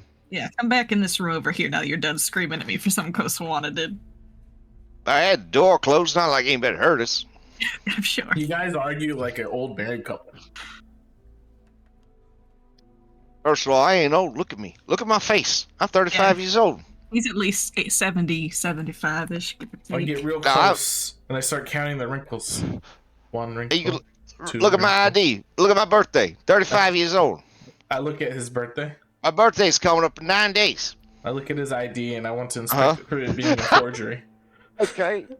He has to actually roll his forgery against your perception. Let's see. Oh no, his forgery. Yeah, it's fine. Holy shit! It's the most real thing you've ever seen in your life. It's legit. It's legit. Yep. It's definitely legit. I Yep. even bite it to like when you bite like fake gold coins. Yeah, that's real. That's real. Now you just feel bad for him because he's a real rough 35. You look old as shit still. I feel old as shit. I mean, you already look 10 years older. You only been hanging out with Jericho Dolan for a couple weeks. It does wear on you. Yeah, imagine trying to work with her for 2 years. I felt like I aged up so fast. Speaking of working, let's fill you in on the whole situation with Kosawana and time travel and maybe trying to kill you. Okay. He when you get to the part about travel back in time, he says, gonna kill me when I'm a baby. And then he sees the notes that you made about the notes. He says, okay, oh, that was sweet. All right. I was gonna kill you as a baby. I don't think he could. I'll be honest.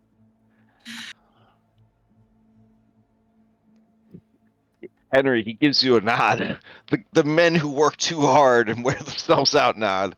Like, we used to be young, you know, when we were 6. When we were 6 years old, before we got our first job on our 7th birthday. I Okay. immediately start providing for the family. He says, all right, well, I happen to know that it was Phaedra. Yeah, she's kind of wild. She's a little bit of a firecracker. And he gets the look in his face. It's the look of a guy remembering a wild relationship that ended badly. Is that another girlfriend of yours? Is that 2 now? A man who lives as long as I do with hair this good is just a natural occurrence. Anyways, yeah, I think you got the right idea. I don't think anybody's going to be crazy enough to go there. And he points dramatically to the same spot on the map that you guys have pointed at several times already. That's no man's land right there. You're going to have horrors coming up from Geb. You're going to have mutants. You're going to have all kinds of nasties there. That's why I'm coming with you. Are you sure about that? Yeah, I'm sure. Don't worry. By next week, there's going to be some companion rules. I'll be fine. All right, well, we already got an alchemist, so, I mean, make sure you pull your weight. Oh, yeah, I do a lot more than just alchemy. Sure, I'm sure you do. All right, so we gonna head out in a week then? Yeah, he passes a lit cigarette to Janaya. Janaya takes a long drag. He says, hey, it's good for your lungs. Make them strong.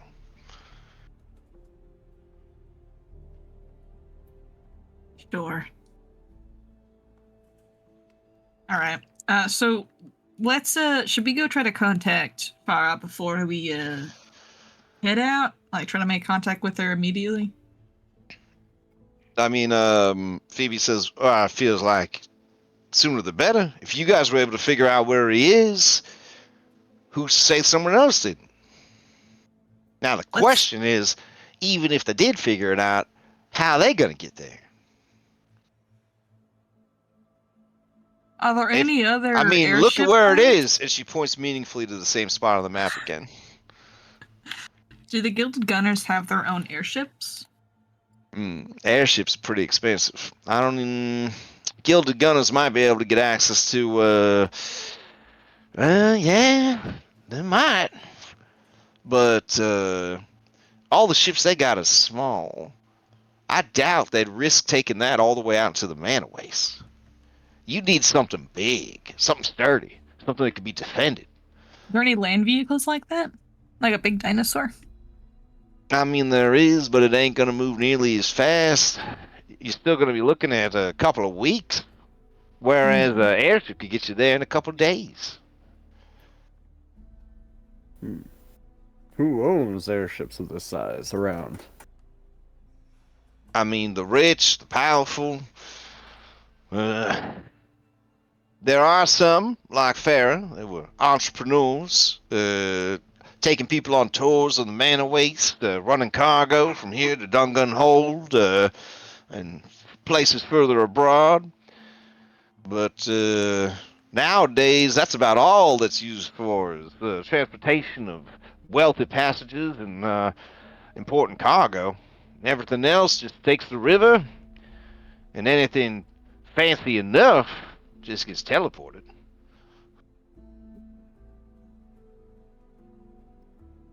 And even that's a rare occurrence for obvious reasons.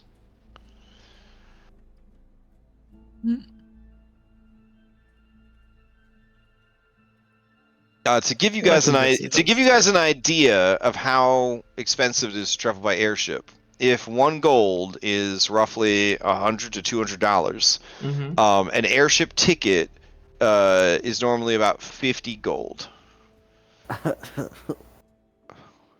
So yeah, only the elites can afford to take airships.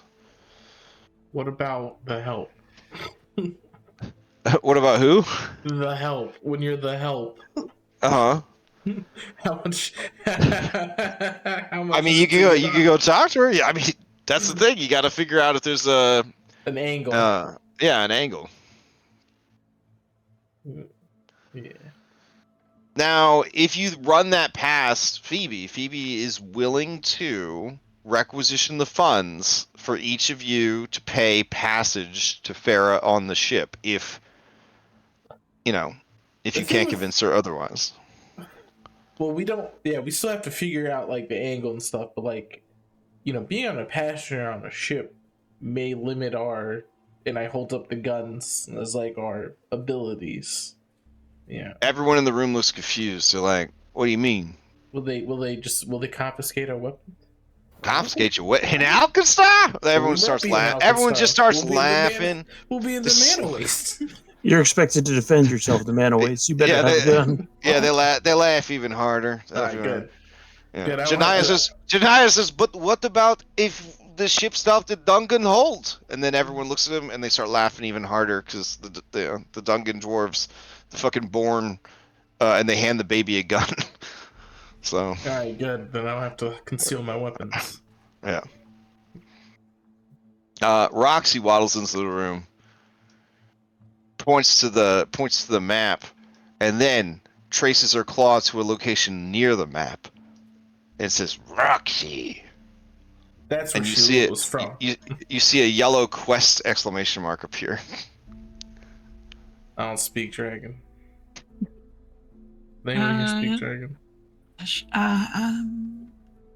Oh, I do not. Wait, why do I only have 2 languages? Oh, I never transferred it over from my other Jericho sheet. Old Jericho did not know dragon, unfortunately. So Technically, you could spend your free week of downtime retraining a language. Yes, for Roxy. Let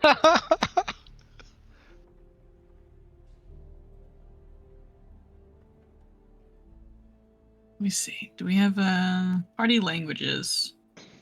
Nope, no one knows it. No. I just changed mine at level 5. I could change one of mine too. Chiconic. Oh.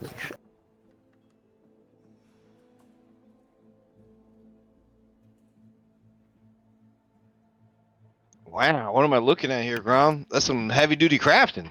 I'm just making some stuff during my downtime here. Yeah, no worries. Congratulations. Thank you. I'll change diabolic to draconic.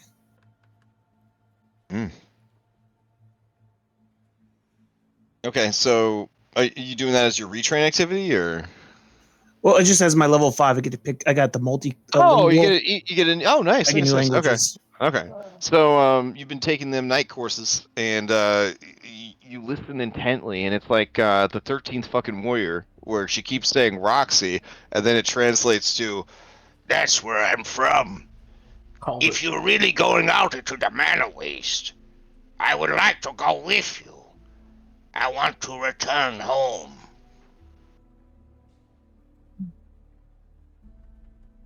Apparently, that's where Roxy's from.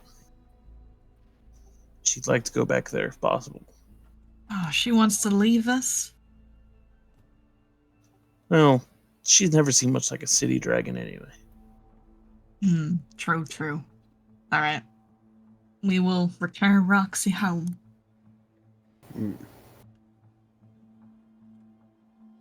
Added to the quest list.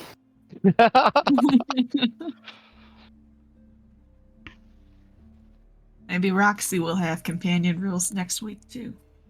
Gonna try to grind them out tomorrow.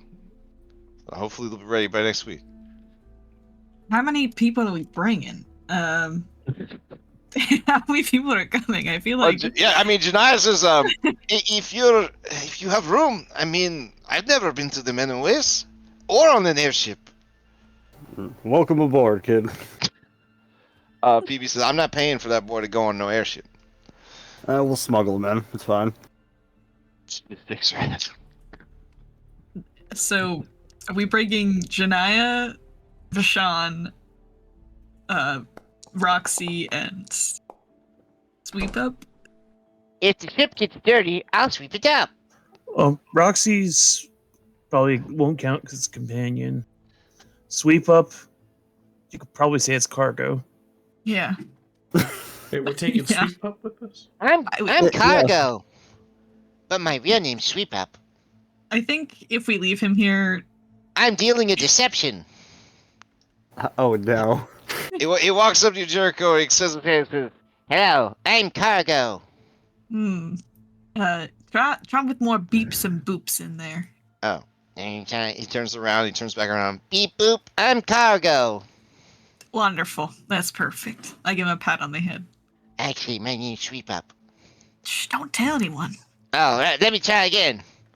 Okay. Beep boop, I'm cargo. Nice job. Is that your real name? No, my real name's Sweep Up. How about this? This is a very simple lesson for you, Sweep Up, right? You see how everybody in this room, you kind of know them, right? Yes. All right. What you should do is you can talk to us, but when there's strangers around, do you know what a stranger is? Yes. What's a stranger then? A stranger is someone I've never met. All right. You just don't talk when there's strangers around. But once they talk to me, they're not strangers anymore. No, see, they're strangers still. But I've met them. But you don't know them. What is it to know another, Jetri? To know somebody is to know their name, like you know my name. Oh. And I've introduced myself to you. Once I know their name, I tell them everything. No, because they're still strangers. I can remove his voice box. I can try and see if he has one. God, that's so fucked up. He's a robot. I'll put it back. He's a sentient being and now he's a robot. Make up your mind. He can be both. It can be both. Hello, I'm cargo. Phoebe, you might want to leave. She says, Yeah. Phoebe, we appreciate you, and... Okay, there she goes. All right.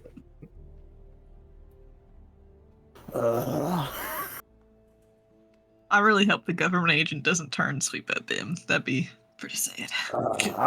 Pretty sad. It'd be pretty predictable. That's just how the government is. We have Listen, a week. I've been dancing with the government my whole life, all right? I've been just twisting the tip right inside, you know what I'm saying? But never fully committed. You can't trust them. Tip of the screwdriver, he says, pointing to Sweep Up. That's what I was referring to. He says, you want to screw the government. And he says, I like this kid. We have a week of downtime, right? Yeah, we're gonna let's go into downtime and get prepped. I think my week of downtime will have to be spent with basics like being inconspicuous and not speaking to everybody you meet. So you're gonna coach him on subterfuge? Is that what you're gonna do for the week? Pretty much, yeah. He says, teach me the deception. I'll do my best. He turns to Masu and he says, hello, I'm Cargo. And she just says, "Meow." Just walks away. Success. No, that's a cat. He walks up to Roxy. Hello, I'm Cargo. Roxy picks him up and starts eating him. This is not going as I anticipated. I pull it back out of the mouth. I was like, you have to like believe your lie, little man. Like, you have to become your lie. I must become Cargo. Teach me. Teach me to become Cargo. I'm gonna teach you more than just becoming Cargo. I have a whole week. Training montage. Yeah. Okay. Do you think Sweep Up has a soul? That is the big issue. That is a dangerous question we're asking here. Yeah. I look at Jericho and I say, it's best just not to know. Okay. That's just not, and honestly, it's not our decision to make. You know what? I think you're right. So, because you asked the question out loud, someone, if they would like, may make a recall knowledge to see if they know anything about robot souls. I choose not to help further. I get to use my level -1 to add it to this. Okay. Grom, fortunately... Oh, wait, you're crafting. Okay, I thought you were rolling a check there. Wow, you guys really didn't want to know. Kelly, Jericho, and Grom, you never gave it much thought. Grom, you have received an incomplete education. I don't know if it's going to radicalize you the same way it did to Alaman, but you don't know what's right and what's wrong anymore. I'm going to make a closer study of this book that we found. Okay. All right, great. Henry just wants to do work. Okay, He wants nothing to do with this. He wants to go lift things up and put them down somewhere. All right, Henry, your muscles are getting quite a reputation, even though you're always disguised while you're using them. I don't know, a changeling. I don't know. Is that illegal? No, it's fine. It's fine. As long as you're not a mutant changeling. So you can perform jobs up to level 7, or as low as level 0, if you really want to just dial it in for a couple of copper pieces. Nope, you got level 7. All right. Let's earn some income. All right. Oh, terrible! He's gonna hero point it. Okay, we'll just delete that entry and you just do it again. Yeah, I'm pretty. Fight with I leave this job. That's messy. I don't like it. Okay. All right, that's a little better. There you go. Okay. So 35 silver pieces and 14 gold.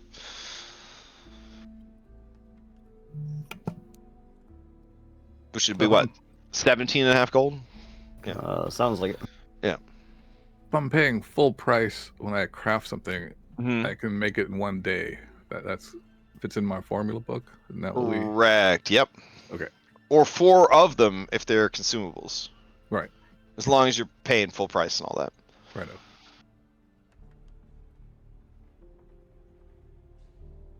I guess could I do some medicine for my job? Yeah, that sounds good. So yeah, medical work in the city, because they don't have magical healing stuff, is in demand. You could do medical work up to level 7.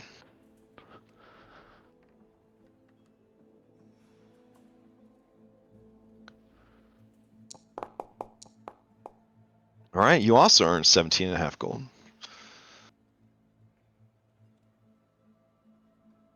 Only 17.5? Yeah. Salary for 7 days, 14 gold and 35 silver. Oh, saw the 35 first. That's where I got messed up. Yeah, Sorry. Dang, Grom killing it over there. I'm using up all those alchemical goo that we had. Wonderful. Did we get All right. paid? Did you get paid? Yeah, they were buying and selling stuff earlier. I don't know what the final. 61. 61 gold. Hmm. I'm Oh, gonna, how much? Okay. you keep doing. I'll do my last. Oh, I was just asked Jericho if Jericho needed money, because I'd be willing to lend you the money for your armor. Yeah, I didn't want to ask, but I definitely do. Oh, man. I mean, it's a lot of money, so, like, it's 160 gold. Yeah, I have 132. Okay. Armor potency is 160. I'll make a note that I owe you money. And next time we get paid from this job, I'll pretty much give you my share. Yeah. However, well, we got it. I'll All make right, a note. cool. I'll make a note on my cool. paper.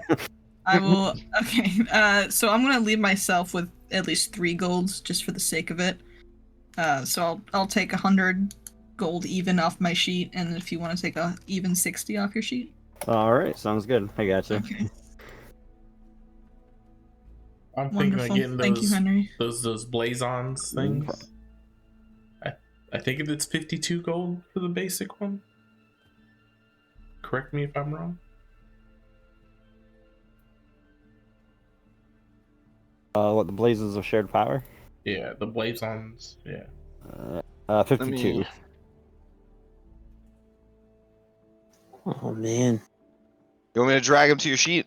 Yeah. Drag them to my Alright. sheet, and I will take away the gold because they're at level 3, not a level 2 item. Okay. There you go. Thank you. Minus 50. I just saw a cool magic item for level 5. Dark vision scope for your weapon, or firearm.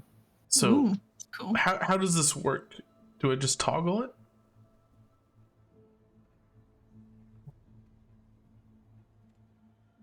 That's a great question. When you invest in Blazons, you wear one of the chests. You wear one of the 3 on your chest, and you attach the others to a pair of one-handed weapons. I think we just go to the weapons, and then we just manually hack on, like, whatever powers the Blazons have. What does toggle investment mean? That is a tuning. So you do want to attune to them. Okay. So, what's cool about Pathfinder is you can attune to 10 things, and if that's not enough, you can take feats that let you attune to even more things. Oh, okay. Yeah. So if you're if you're a real whore for magic items, you could just get feats that let you get more magic items. And then I go to see details, I think. Yeah. Yeah. So details. Oh, thanks. Mystification. I think we're just gonna have to like kind of keep notes that you are using these, and then we just manually go over to your guns and whatever runes you put on the are on the blazons, we are putting on the guns, essentially. Is there a spot on the character sheet to like put notes? That'd be a cool thing for the character sheet to have. Under appearance, backstory, notes. There we go. All right, yeah. So on your notes section, you could just put runes on my blazons, and then we'll know that those are applying, and then to your 2 guns. Okay. Yep. Would this remove would this potentially remove the +1 that's already on the dual? Yeah, you would want to take the +1 off the gun and put it onto the blazon, and then it would apply to both guns. That's what this is all about. They don't want to punish dual wielders by making them spend twice as much money as everyone else. So they have items like this, like doubling rings and blazons and that kind of stuff that allow you to be a dual wielder without having to buy everything twice. Okay, so keep the fundamental rune on the primary weapon, and then I think Grom had put a striking rune on the slide pistol, so we could potentially. Well, now I believe you can have a +1 and striking on both guns now. That's the point of the blazons. Okay. Okay. Yeah, I'll adjust on your items real quick. Okay. All right. All right. So details, and you got potency and striking on that one. And then on your dueling pistol, we go in and we tell them that you have potency and striking. There you go. Okay. So now they're on both. You're all caught up. Okay. Did Jet already have those on a set? Like, is there a floating? Yeah, one? he had one. He had a +1 on one of them, and he had a striking on the other, I believe. So now what I had is I had a striking and I think I had a potent. Oh man, I can't remember. I had a +1 and a striking on the dueling pistol, and I think on the slide pistol I only had a striking. You had 2 strikings to start with. Yeah. Yeah. So now yes, I have there is +1. one. Yeah, but now you have an extra striking. Is what what happened. Yeah. So if somebody else needed a striking, or if you want to put striking on another item like the whip or something, like you have an extra striking rune. Does anyone need this extra striking rune? I mean, I could put it on my shield. Maybe. Is that how that works? You'd put it on the boss, I think. I don't have a boss. We can sell it if we don't need it. I mean, I have a sword cane and now Giselle that I could put them on. Either one. You just buy a shield boss. And you have enough craftsmen and such in the party. It's 5 silver for a shield boss. What's a shield boss? I don't really need it. I can give it to Kelly. Okay. I don't use my shield too much. The shield boss lets you use your shield as a weapon. The shield boss does bludgeoning. The shield spike does piercing. Yeah, I use my hands for my weapons. I use unarmed stuff. Gotcha. So Kelly, you could apply the striking rune to your cane then. Okay. Oh, that's a great question, Ren. Well, can Jericho apply it to Jericho's head? It applies. Yes. The hand wraps apply it to the head. So my hand wraps that I wear make my head strong. Amazing. Yep. All right. How much does it cost to apply the rune? But you know what you could apply to your head? Skull bomb. Should do that. I'll look into it. It's a real item. Here you go. I think applying it is a third of the cost, I believe, of the rune. So I think it's I think the rune is 30 gold. So it's if you buy the rune, there's no cost to shatter the rune and apply it to an item. But transferring it out of a weapon does cost some money. Right.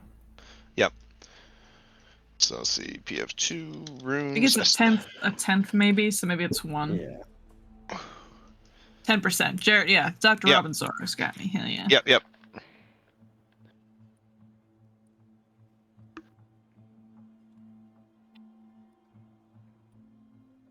So I remove gold, and now I got +1 striking cane.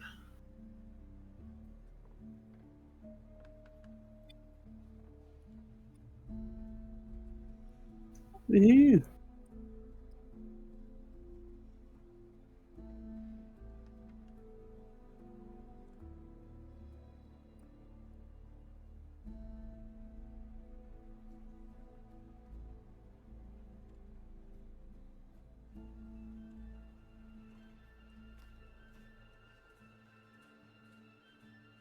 Everything in this system is magic or has the magical tag. Crazy. Oh, I guess I do need to buy a. Well, the game was out for a while before they brought in the alchemist, right? Or no, the alchemist was in the core book, right? No, original core book? it was in the advanced one. Was it? Okay. I think. I might be lying. Who knows?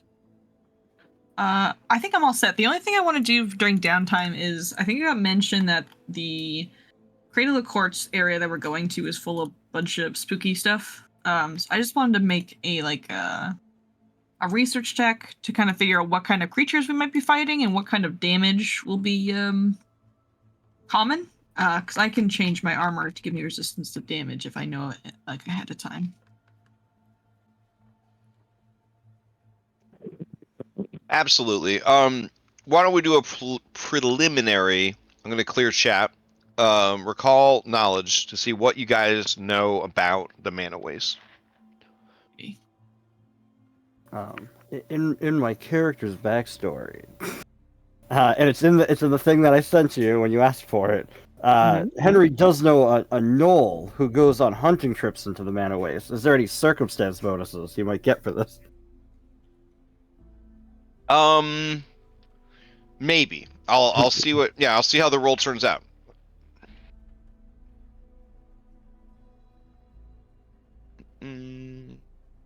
I will keep that in mind. Oh wow! Holy shit! I don't. Okay. Let's see.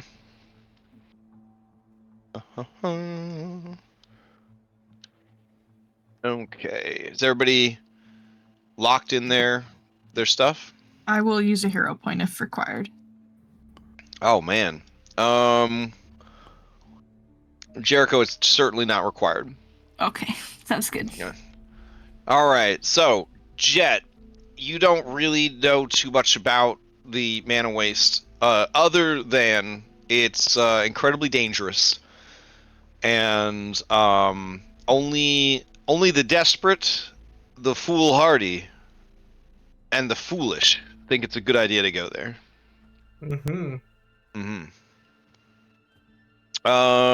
Grom, you know a pretty decent amount. Henry, apparently you listened to your friends' stories about the mana waste a lot. And Jericho, you apparently have a very vested interest in the mana waste. So I'm going to give you quite a bit between all of these checks of what you guys would know. So, in ancient days, the region that would become the mana waste was known for its natural beauty, which inspired the dwarves of Dungenhold to create beautiful works of art and sculpture. Anyways, all that good stuff, it's gone. Nex and Geb, they got in a little spat, which turned into a very big war, and it was ever escalating. Eventually, vast armies, powerful constructs, summoned monsters, and relentless hordes of undead clashed on the battlefield. During this time, the Dongan dwarves who lived there were like, fuck all this shit, and they wanted to kind of bail. Their Sky Citadel was a much sought after landmark during the war, and so the dwarves eventually were like, I don't want to be in the middle of this, so they sealed away their citadel, and they fled deep underground. So shortly after that, Nex dropped a fucking nuclear bomb, essentially.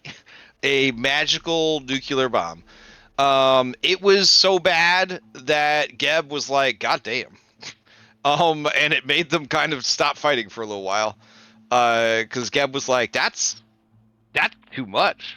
Like, you went too far. The problem is, with nuclear bombs, especially magical nuclear bombs, is he destroyed everything forever.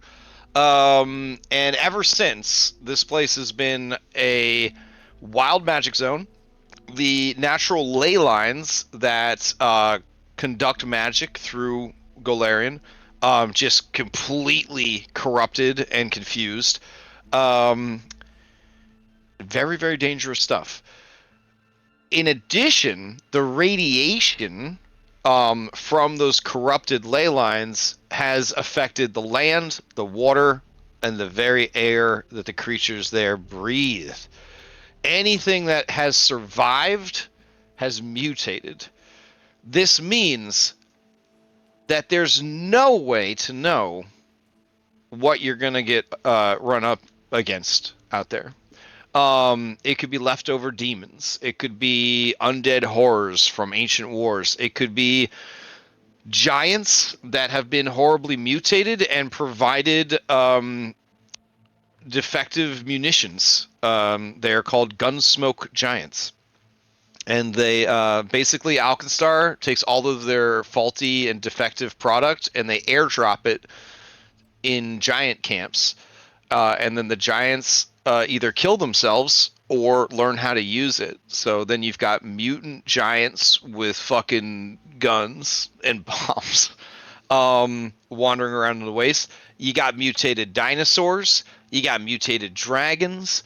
You've got elementals that were summoned, and because of the wild magic, they can't return home, so they've gone completely insane. It's horrible in every imaginable way. Because the wild magic permeates everything, the land, the water, and the air, the weather is wild magic. So on any given day, you could have just scorpions just rain down from the sky. You could have days where there's low gravity. You could have days where all of the air is just chlorine gas. The plant life could come to life at any moment and kill you.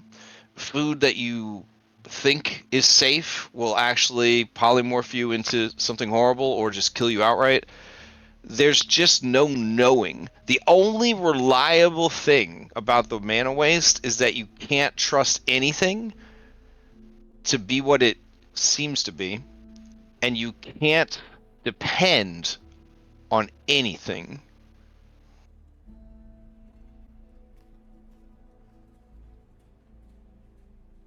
So likely we might run into some undead in the area, possibly. There could be undead.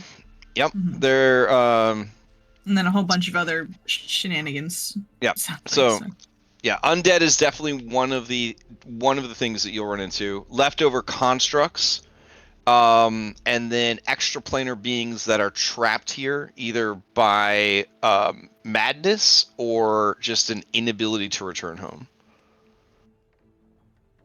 Okay, so and then the fourth category is mutants. And the mutants is really what cracks things open and makes it hard to prepare and predict. Okay. I'm looking at also, there's a lot of like Mad Max like stuff going on out there. Like just tribes of cannibals and wasteland wanderers and stuff like that. But they kind of fall into the mutants category along with the gunsmoke giants and stuff.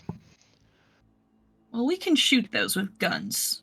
So I guess I'm not too worried about that, but I'm more so worried about if we run into like undead, like that also, you guys have been able to kind of know like the wild surge patterns because it's very important for the city of Alkenstar to track that kind of stuff.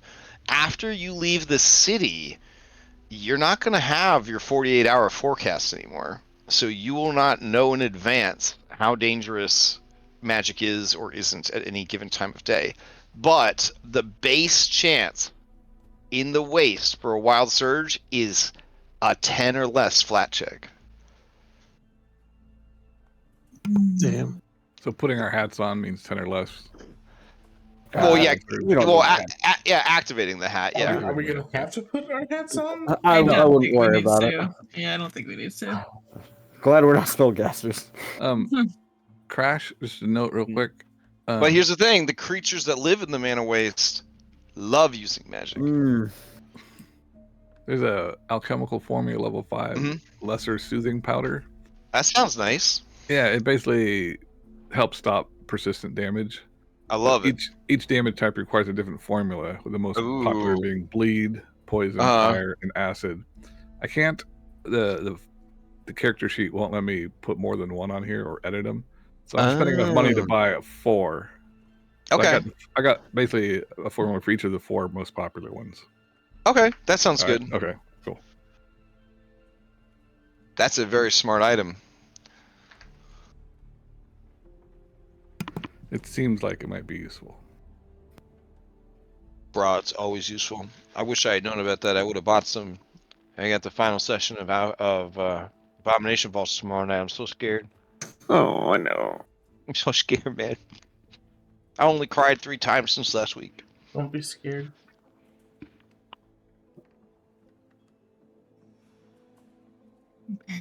So is there anything else we should probably pick up and buy, like consumables, before we head out? Rations. Those of you who need to eat. We should bring some of those. That is a good point. You telling me there won't be cuisine served on this airship? I don't think there will be. Oh my god. Should bring rations just in case something happens, you know? Or you can all become skeletons and not need to eat. So I'm gonna make a request of Roxy. Well, Kelly, you know that Pharaoh's airship is a luxury liner, so there is actually food. There's a kitchen and everything. well, you know, just in case, you know, we crash and get turned into the man of waste, you know. Oh, for sure. Yeah. Oh, yeah. I want to ask Roxy if she'll permit me to put like a saddlebag or a backpack on them. Oh yeah. Help carry supplies. Is...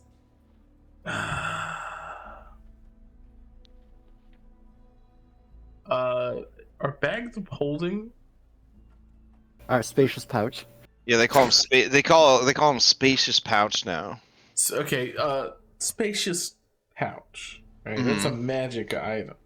It is. Right. So I'm assuming it's kind of hard to get. Well, let's see. A spacious pouch type 1 is a level 4 magic item. So, yeah, at this time you would not be able to get one easily. Yeah.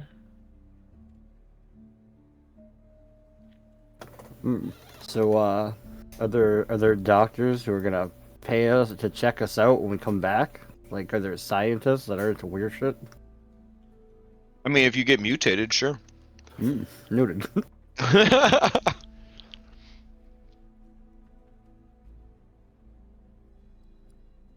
All right.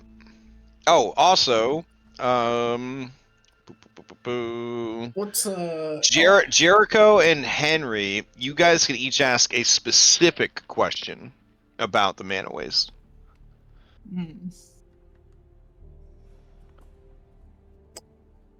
What do we need to know?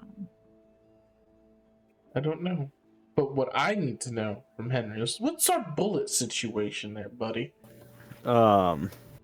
It looks like there are 10 hand cannon rounds and 40. Oh no, those are sling bullets. Never mind. 10 bullets. It says bullets 10 rounds and then quantity 10. I don't know how that translates. Okay. Hey Jericho, I see something you're gonna want. Oh yeah.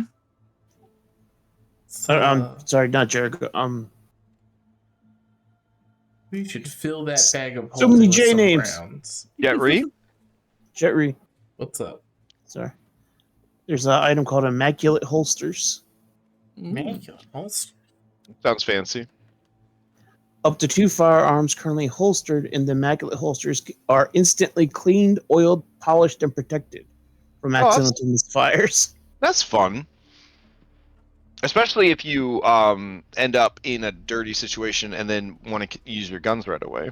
It's 3 activation once per day. Oh, that's cool. Cleans your guns for you.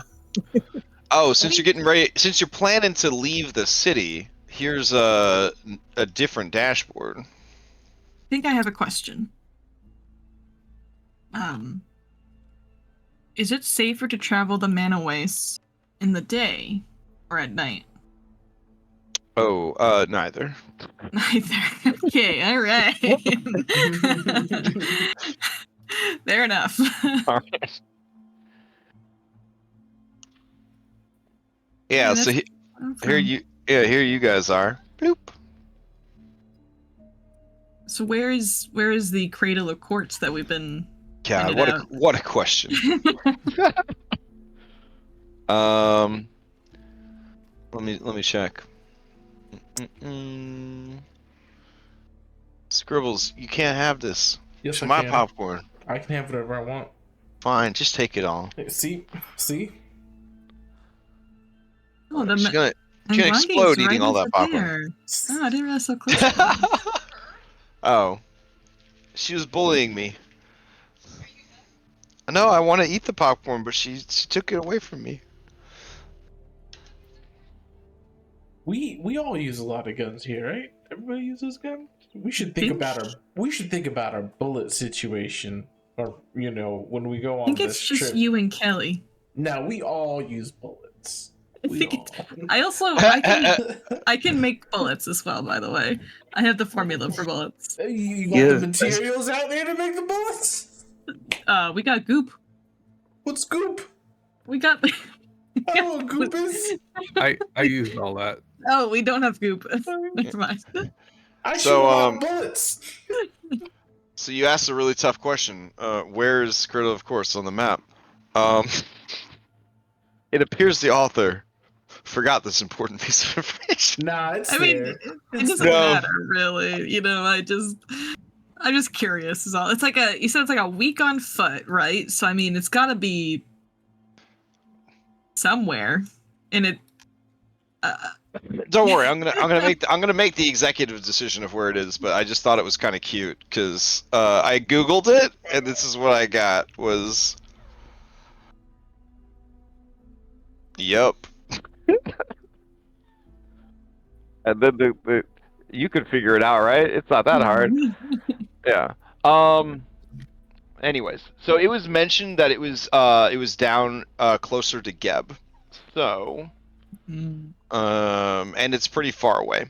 So I'm gonna say that it's actually here we go. It's gonna be it's really not gonna let me draw this. Oh, I see why it's not gonna let me draw it because I got my weather blocker down. Okay. See where it says Yanwei River? It's gonna be down in that general area. Over here? No. Well, yeah, exactly. Okay. See how fucking far that is? That's far. Hey, we're close to my house where I came from. We're in Great Church. Yeah, so it's gonna be like that. Oh jeez. Where's the border of these places? Are we going into Geb? If we run into undead, can you talk to them? And probably. I mean, if they're sentient undead, I can, but if they're not sentient undead, then... Sorry, you're not going into Geb. You're going like on the border of the Mana Waste and Geb, essentially. So it'd be like over here, then, right? Yeah. It'd be like by the E in Mana Waste. Okay, over there. We don't want to go into Geb. That's necromancers over there. All the prep I did for this adventure, and then I just assumed it was going to be marked on the map. I feel like I was betrayed. Well, I think that's a good place to put it. Yeah.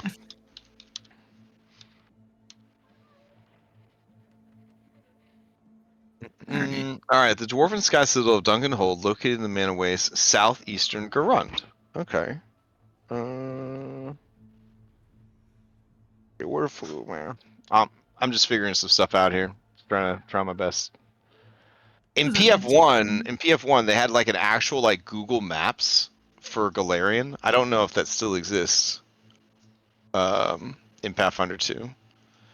I think it actually does.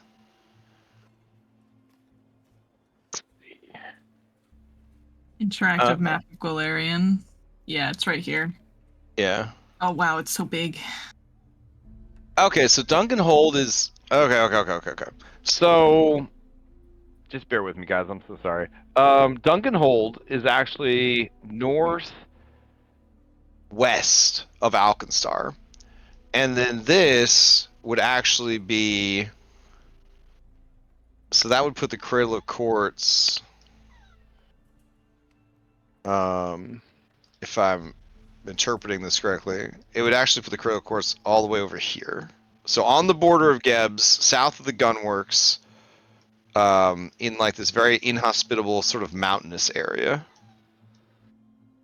Righty. Yeah, there we go. Apologies. Yeah, so I'll go ahead and label that then. Cool. What is this? Which thing? This thing I clicked. It's okay. Oh. Yeah. Did it bullets. teleport you somewhere or? No. Okay. Bullets. Need to buy bullets and put it in that bag of holding.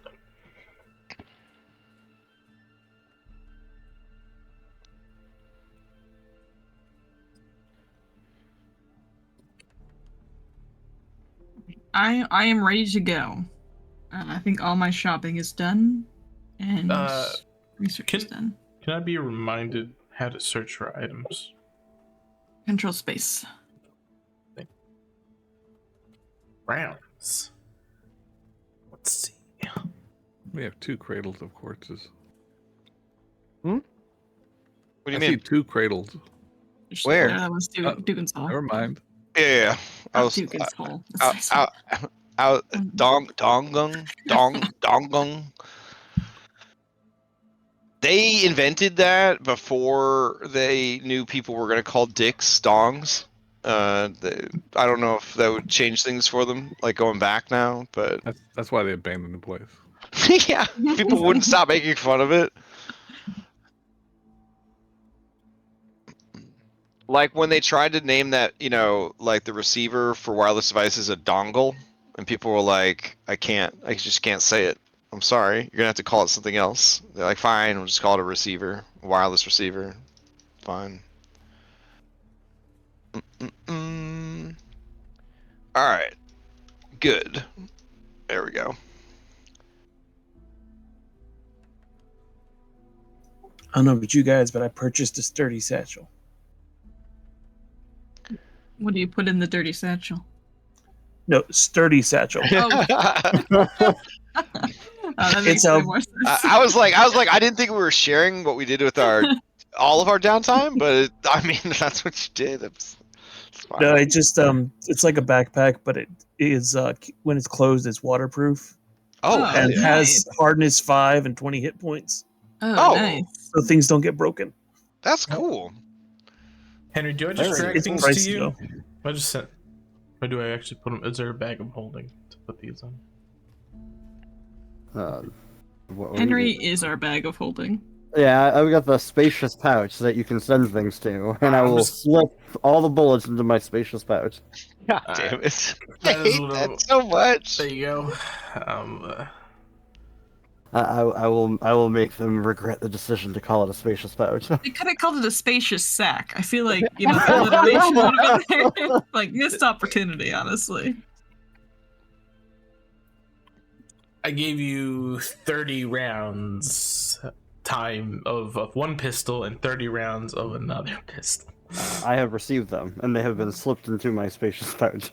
Alright, now I need to mark off the gold. Every time you say it, I take 1 point of psychic damage. Okay, so let's see. That's it. I'm adding bowls to the Mana Waste random encounter table. What? No. A bowl is part bear, part owl. It's an original monster that I came up with to replace the owl bears. I made a couple pucker pickles. So guys, if we go into fighting something that'll eat you, Oh my god. give you one. That's a real item. He's not just making things up. I posted the description up there, the image. Yeah, look at that. Oh my god. Things don't want to eat you. Sharp. It's a level 5 alchemical item. Sharp and pungent, but tasty. Pucker pickles were created by goblin alchemists working to avoid being eaten by larger creatures. Do not tell my 5e players. For 1 hour after eating a pucker pickle, you smell slightly of pickle, but you have a horrendous taste. Once a creature hits you with a strike using an attack that allows it to taste you, such as draw a strike, it takes a -2 circumstance penalty to further attacks against you that allow it to taste you. Oh my god. This is actually an incredible item. This is actually amazing. It's shit like this where I'm like, alright, this game's pretty damn cool. Like, it's pretty damn cool. How many pucker pickles did you pickle? 2. I Two. could make All more right. if I had to, but that'd be like quick alchemy. Gotcha. I thought about just making some like permanent ones, but they're really expensive. Yeah, 30 GP. Yeah. How much money did you spend to taste bad? Oh, you know. $6,000. What?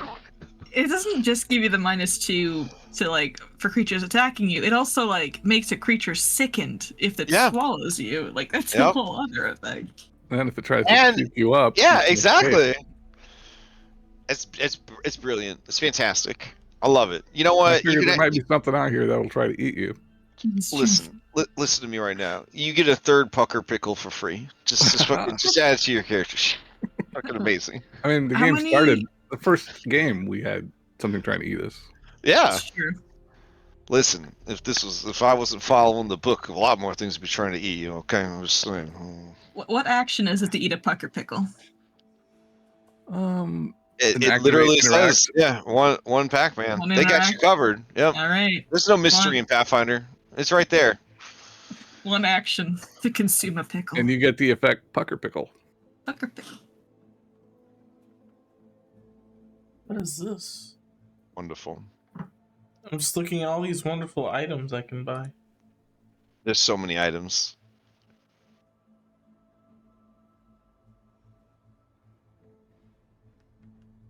Do you ever want a tripod? There's a tripod. Yeah, you can buy a video camera. I can take pictures of our vacation. Yeah, your vacation. That's one way to describe it.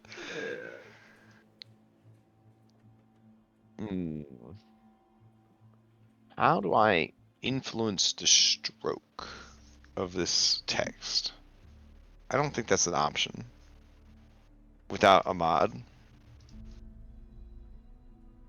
That's fine.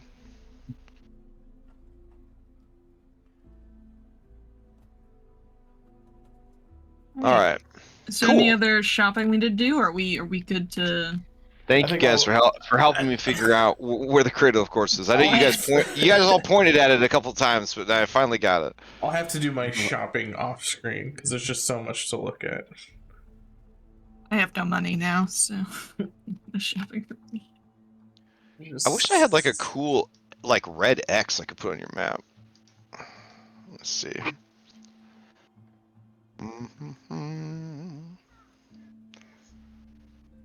Oh, I do have a red X. Let's see. No, it's a fake VNG. I fall for it every time. It's like my past self is pranking my current self.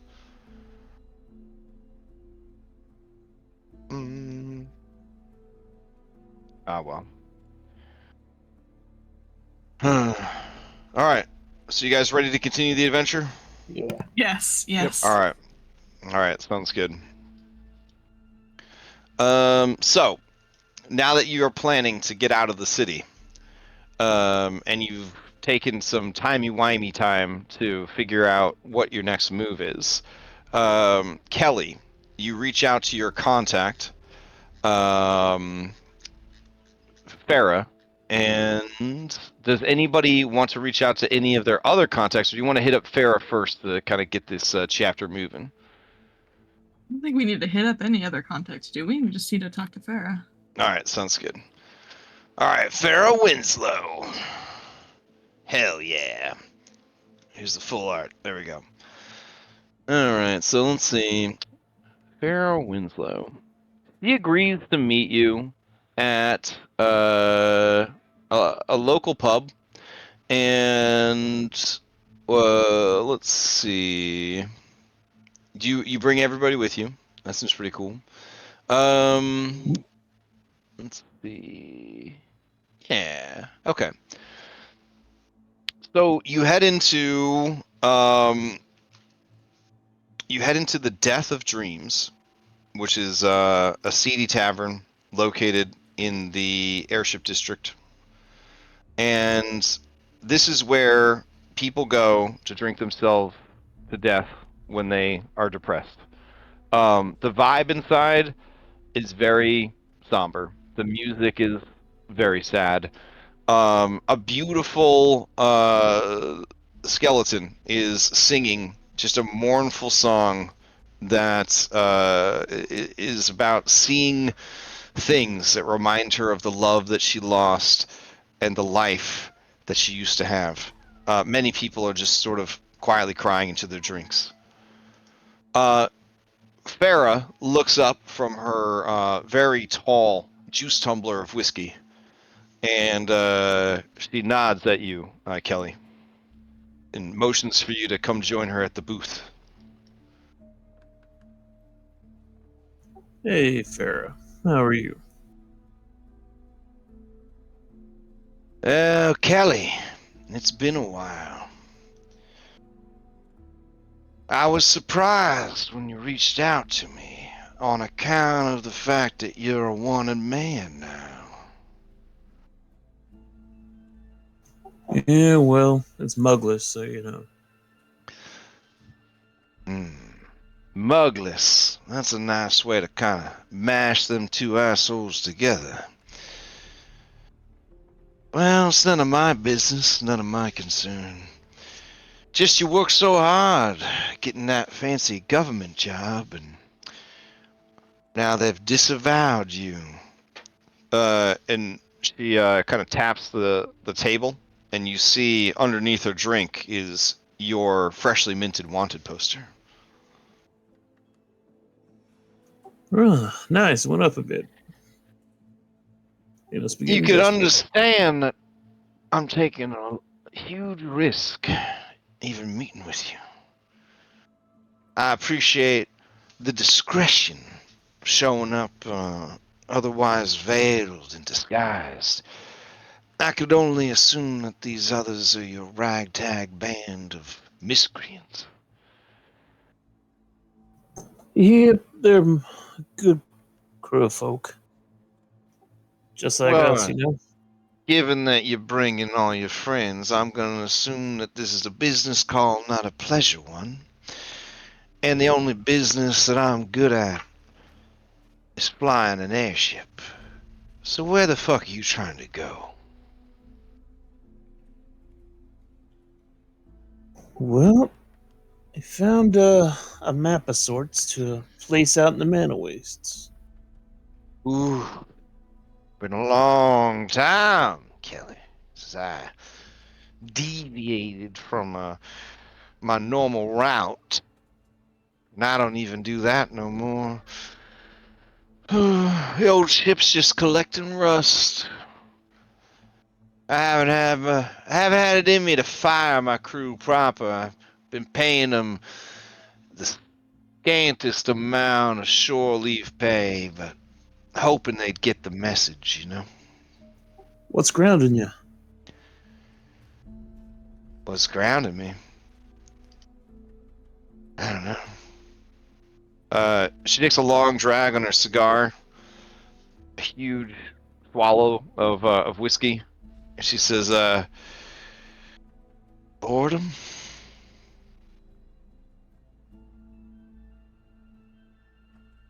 Well, then it sounds like you definitely need to get out there and spice it up a bit.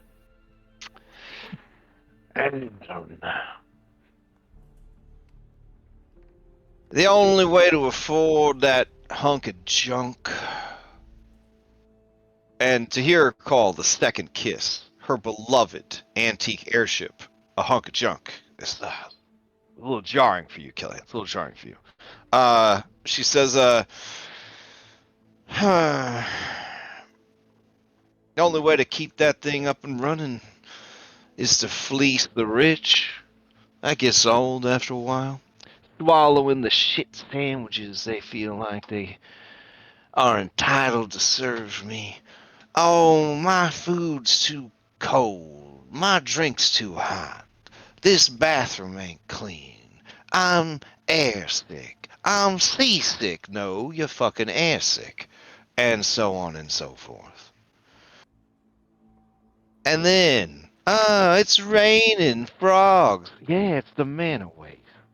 That's what you signed up for. It just gets old. Sounds like they don't know as good as they get it.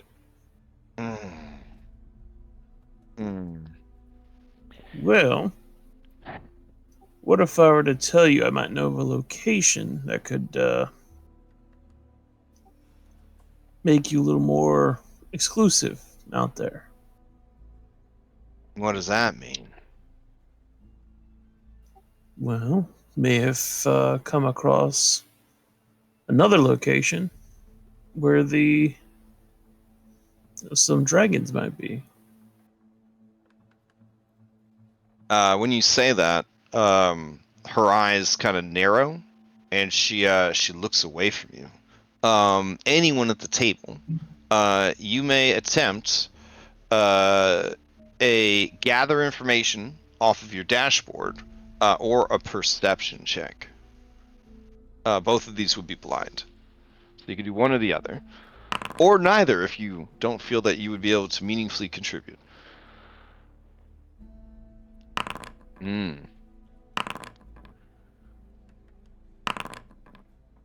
Ooh. Okay. You say recall knowledge? No, it would be a gather information. Oh, gather information. Okay. That's or a perception. Okay, so, Jet Ree, you realize that this woman is deeply in love with Kelly McCain, and she had kind of hoped that he wanted to meet up to, maybe explore that avenue, and finding out that this is just a business call and that he's in deep like this and doing crazy stuff. It's breaking her heart. Kelly, you always suspected, but yeah, maybe that's what this is all about. Henry, when he mentioned the dragons, she got scared, real scared. Grom and Jericho, you guys did extra credit reading before you came to this meeting, and you did some background checking. What the fuck on Farrah Winslow? You guys know that in her prime, she was one of the best airship pilots in Alkenstar. Handsome, daring, and charismatic. She commanded top dollar for her fast runs to Cloud Reaver Keep, the Gunworks, and Dong Gong Hold. No one could handle an airship in the Spellscar Desert quite like her, and if the price was right, she would even take big game hunters deep into the Spellscar Desert to hunt the ancient mutants and monsters that live there. However, the last trip she took was disastrous. Several of the passengers and a lot of the crew were lost in a strange accident that Winslow refuses to discuss with the authorities. Somebody used magic. She stopped running her airship services upon her return, and now the rest of her crew is in a holding pattern as she continues to make excuses for why they can't fly anymore.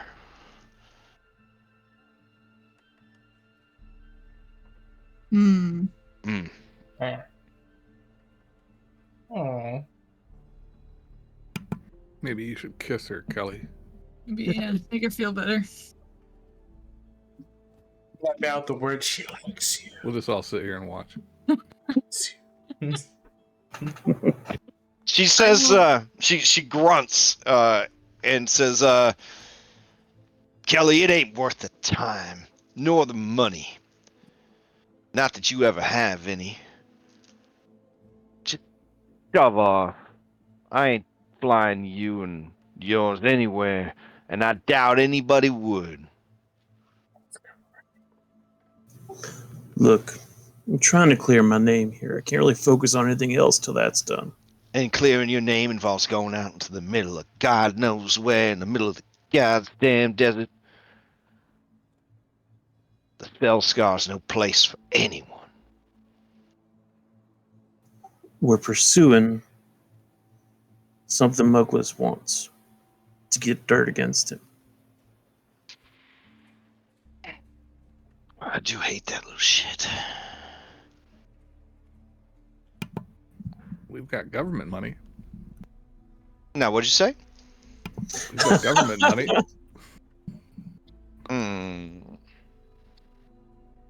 We're not officially working for them, but they're what's backing us.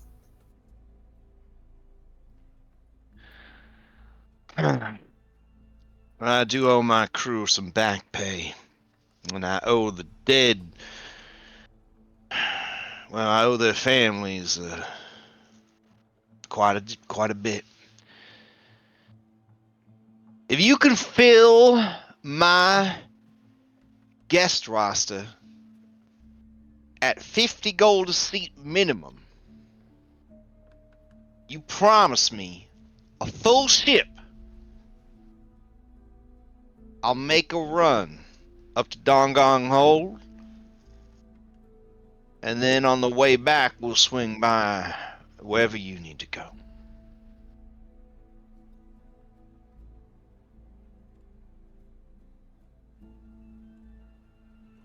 How many for a full roster?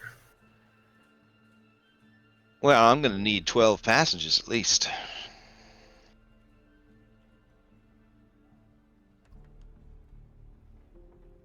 I mean, I don't know if we know 12 people. Can we, like, just pay for the seats? I mean, Henry, you know a lot of people. He's... Henry does know. You want me to march out your family? You really gonna bring your family to something like this? No, this is awful. Henry has been avoiding the family because he doesn't want to draw any more attention to him. Let's think of who we could take. So, Hey, Grom, you could take Mom. My mom's not going out there. so there's 5 of us. Then we're bringing Vashon. That's 6. We're bringing Jaya, which is 7. Sweep up. Sweep up is cargo.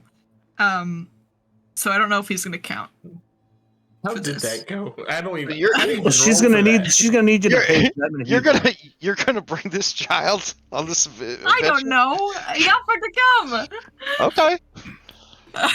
Listen, I if don't- they I die, mean, they die. you know who's always hard up for cash? Just saying. I was gonna see if Woodshop was gonna come along. Well, I was most likely gonna kidnap Woodshop because Oh my god! I need to force him to come at this point. This is his detox trip. This is his detox trip. This is the detox trip. So if we're bringing Woodchuck, that's I mean, Well, shooty. up and coming beat reporter. I mean, if there's a story, maybe they're going. I don't know. I mean, if this is a detox trip and we need guys to commiserate with each You other, guys are probably like, me and Crash asked us to come up with some characters for our backstory. That's great. Well, saying I mean, we got 2 sufferers from the needly touch of the Lotus, so you can take both of them so they can get away from it. Yeah, maybe go perform at Dongun Hold. You know they want to kill each other, though. Well, one of them wants to kill the other one. I don't think it's a good idea. I'm not bringing him. He's Why not. He's not. You're investigating something related to the church? Maybe you should bring an expert. No. I mean, we could bring Duga. That's not a bad idea. Sweep up is more useful than Duga would be out there. Damn. Like in that Indiana Jones movie where the one professor is like, he can go anywhere. Marcus? Come on, I want to go on a trip. Well, why would you take me on an airship? It'd be fun. What could possibly go wrong? I'd rather pay for these tickets than they bring these people along. Like Oh fake my tickets. That's like Henry's like 8-year-old nephew. Oh man. One of those was Henry's girlfriend. Well, I mean, we could always try to find individuals who need to go to the other place. That's Need true. to get dropped You could- off. It's all. Hey, listen. What if I told you the Riders of the Adventure got you covered? You just have to go and ask around. You'd probably be able to find some people. Right. But it would be a lot easier. Somebody that knows the man of waste. Not a bad idea. Actually, honestly, this would be a good pick. I'm really glad we all picked NPCs for our backstories that aren't fighters and are just kind of hanging out. So we can't bring them anywhere. Well, I mean, Heard you heading on an Don, airship that's trip. true. Huh? Yeah, actually, let's bring him. He shoots guns. Let's bring Don. Don can come. I mean, Fossa is a man of waste hunter, so I mean, honestly, that is a good pick. could always bring Clutch. I don't We suppose that airships got dirty chimneys. Cacti. Who is this? That's one of my background guys. Amazing. Amazing. You didn't tell me you knew other skeletons. I'm afraid of this guy. All right. But I think if Fossa is a mana waste expert, I think we could bring him. Sorry, I can't go. I got a lot of work. Oh, no. I got a promotion. It's a real kind offer, but 50 gold's pretty steep. I'm on a budget right now, if you know what I mean. Yeah, you're on a budget, I'm sure. Yeah. Maybe try to rob a bank, might help you out. What we gotta do is we gotta bring some of these shield marshals and throw them off the side of the airship. That falling damage. Oh, that's Ooh, fucked up. okay. Alright. Wait, a trip on an airship? That sounds incredible. I mean, we could try to convince Boots to come. I mean, if we take care of him out there, I mean... Just hint that there's some outlaws on the airship. We don't want to try to smart people in though.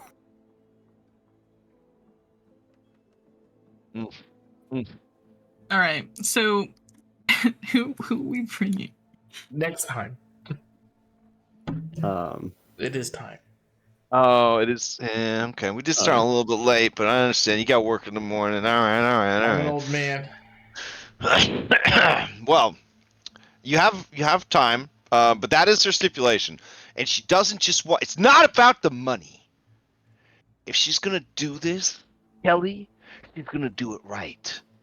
At least 12 seats filled. Gotcha. If you could get me more, I'd appreciate it. Let's bring your whole family. Then you get to meet her adorable crew, who are just absolutely wonderful. Does your crew count as seats filled? No, they don't fucking count. Damn it. I'll give you a preview. Here's one of her crew members. Look at those eyebrows. Incredible. So, all right. Well, we just gotta send out that there's airship heading over there, and then people will join. I mean, that's Yeah. because I mean- they're going to another major city. So That's true. So you guys will come up with something. All right. On that note, we are playing next week. We are not going to play on the 25th. Turns out someone's having a birthday, and apparently it's a big deal. So we will not be playing. All you history buffs, yeah, I know it sounds like a fucking birthday. So, anyways, we're only missing 1 day for Christmas break. So we'll be back here on the 1st. So we're playing next week, not playing on Christmas. Back here on the 1st. Monday night, strongest night for tabletop. I don't have any announcements. I've been up since 5:30 this morning. I'm ready to go to bed. Hope everybody had a good time. Sometimes it's just a session of planning and leveling up, and there ain't nothing wrong with that. We found out about magic pickles tonight. Alchemical pickles tonight, among other incredible discoveries. Does anyone have any other announcements before we adjourn? The only announcement may have to make is I might miss out on the 1st of January. Oh no! I plan on drinking hard, so I have to do it. You're gonna be hungover the whole day? I plan on drinking extremely hard. Bro, you gotta pace yourself. We got MagFest in January. I have to prepare the liver for MagFest. Oh, you're leveling up for Mag. It was very responsible of you, honestly. So. Like, I have to prepare that liver. That liver hasn't been put through its paces. I gotta know what I can handle. Oh yeah, I guess that's an announcement. If you want to meet Conti, aka Claxmus, aka Twig, in person, and maybe have sex with him, no, maybe not that last part. Just come on down to MagFest in National Harbor, Maryland. It's a really cool convention. Imagine if all the Halo bros were allowed to design their own convention. I don't even know what this year's theme is. I gotta look that up. Yeah. I'll also be there. Just throwing that out there. But I think it's going to be pretty fun. I've never actually gone. It is Metroid. This theme. Oh. Yeah, Metroid Prime is the theme this year.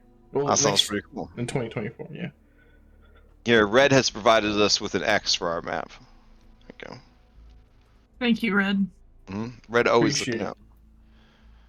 Thank you. Red looking out for us more than the writers of the actual adventure. So. All right. Any other announcements before we adjourn? I hope you had a good birthday. It was good. Yeah, it was a good birthday. I have an espresso machine now. Congratulations. Nice. It looks cool. And it's pretty cool. Did you get anything else in the mail out of curiosity at all? A package possibly? Well, not yet. No. No, that's okay. Well, I did. I actually got some stickers from Blushy Spicy. Some stickers for my computer case. Nothing else though. No.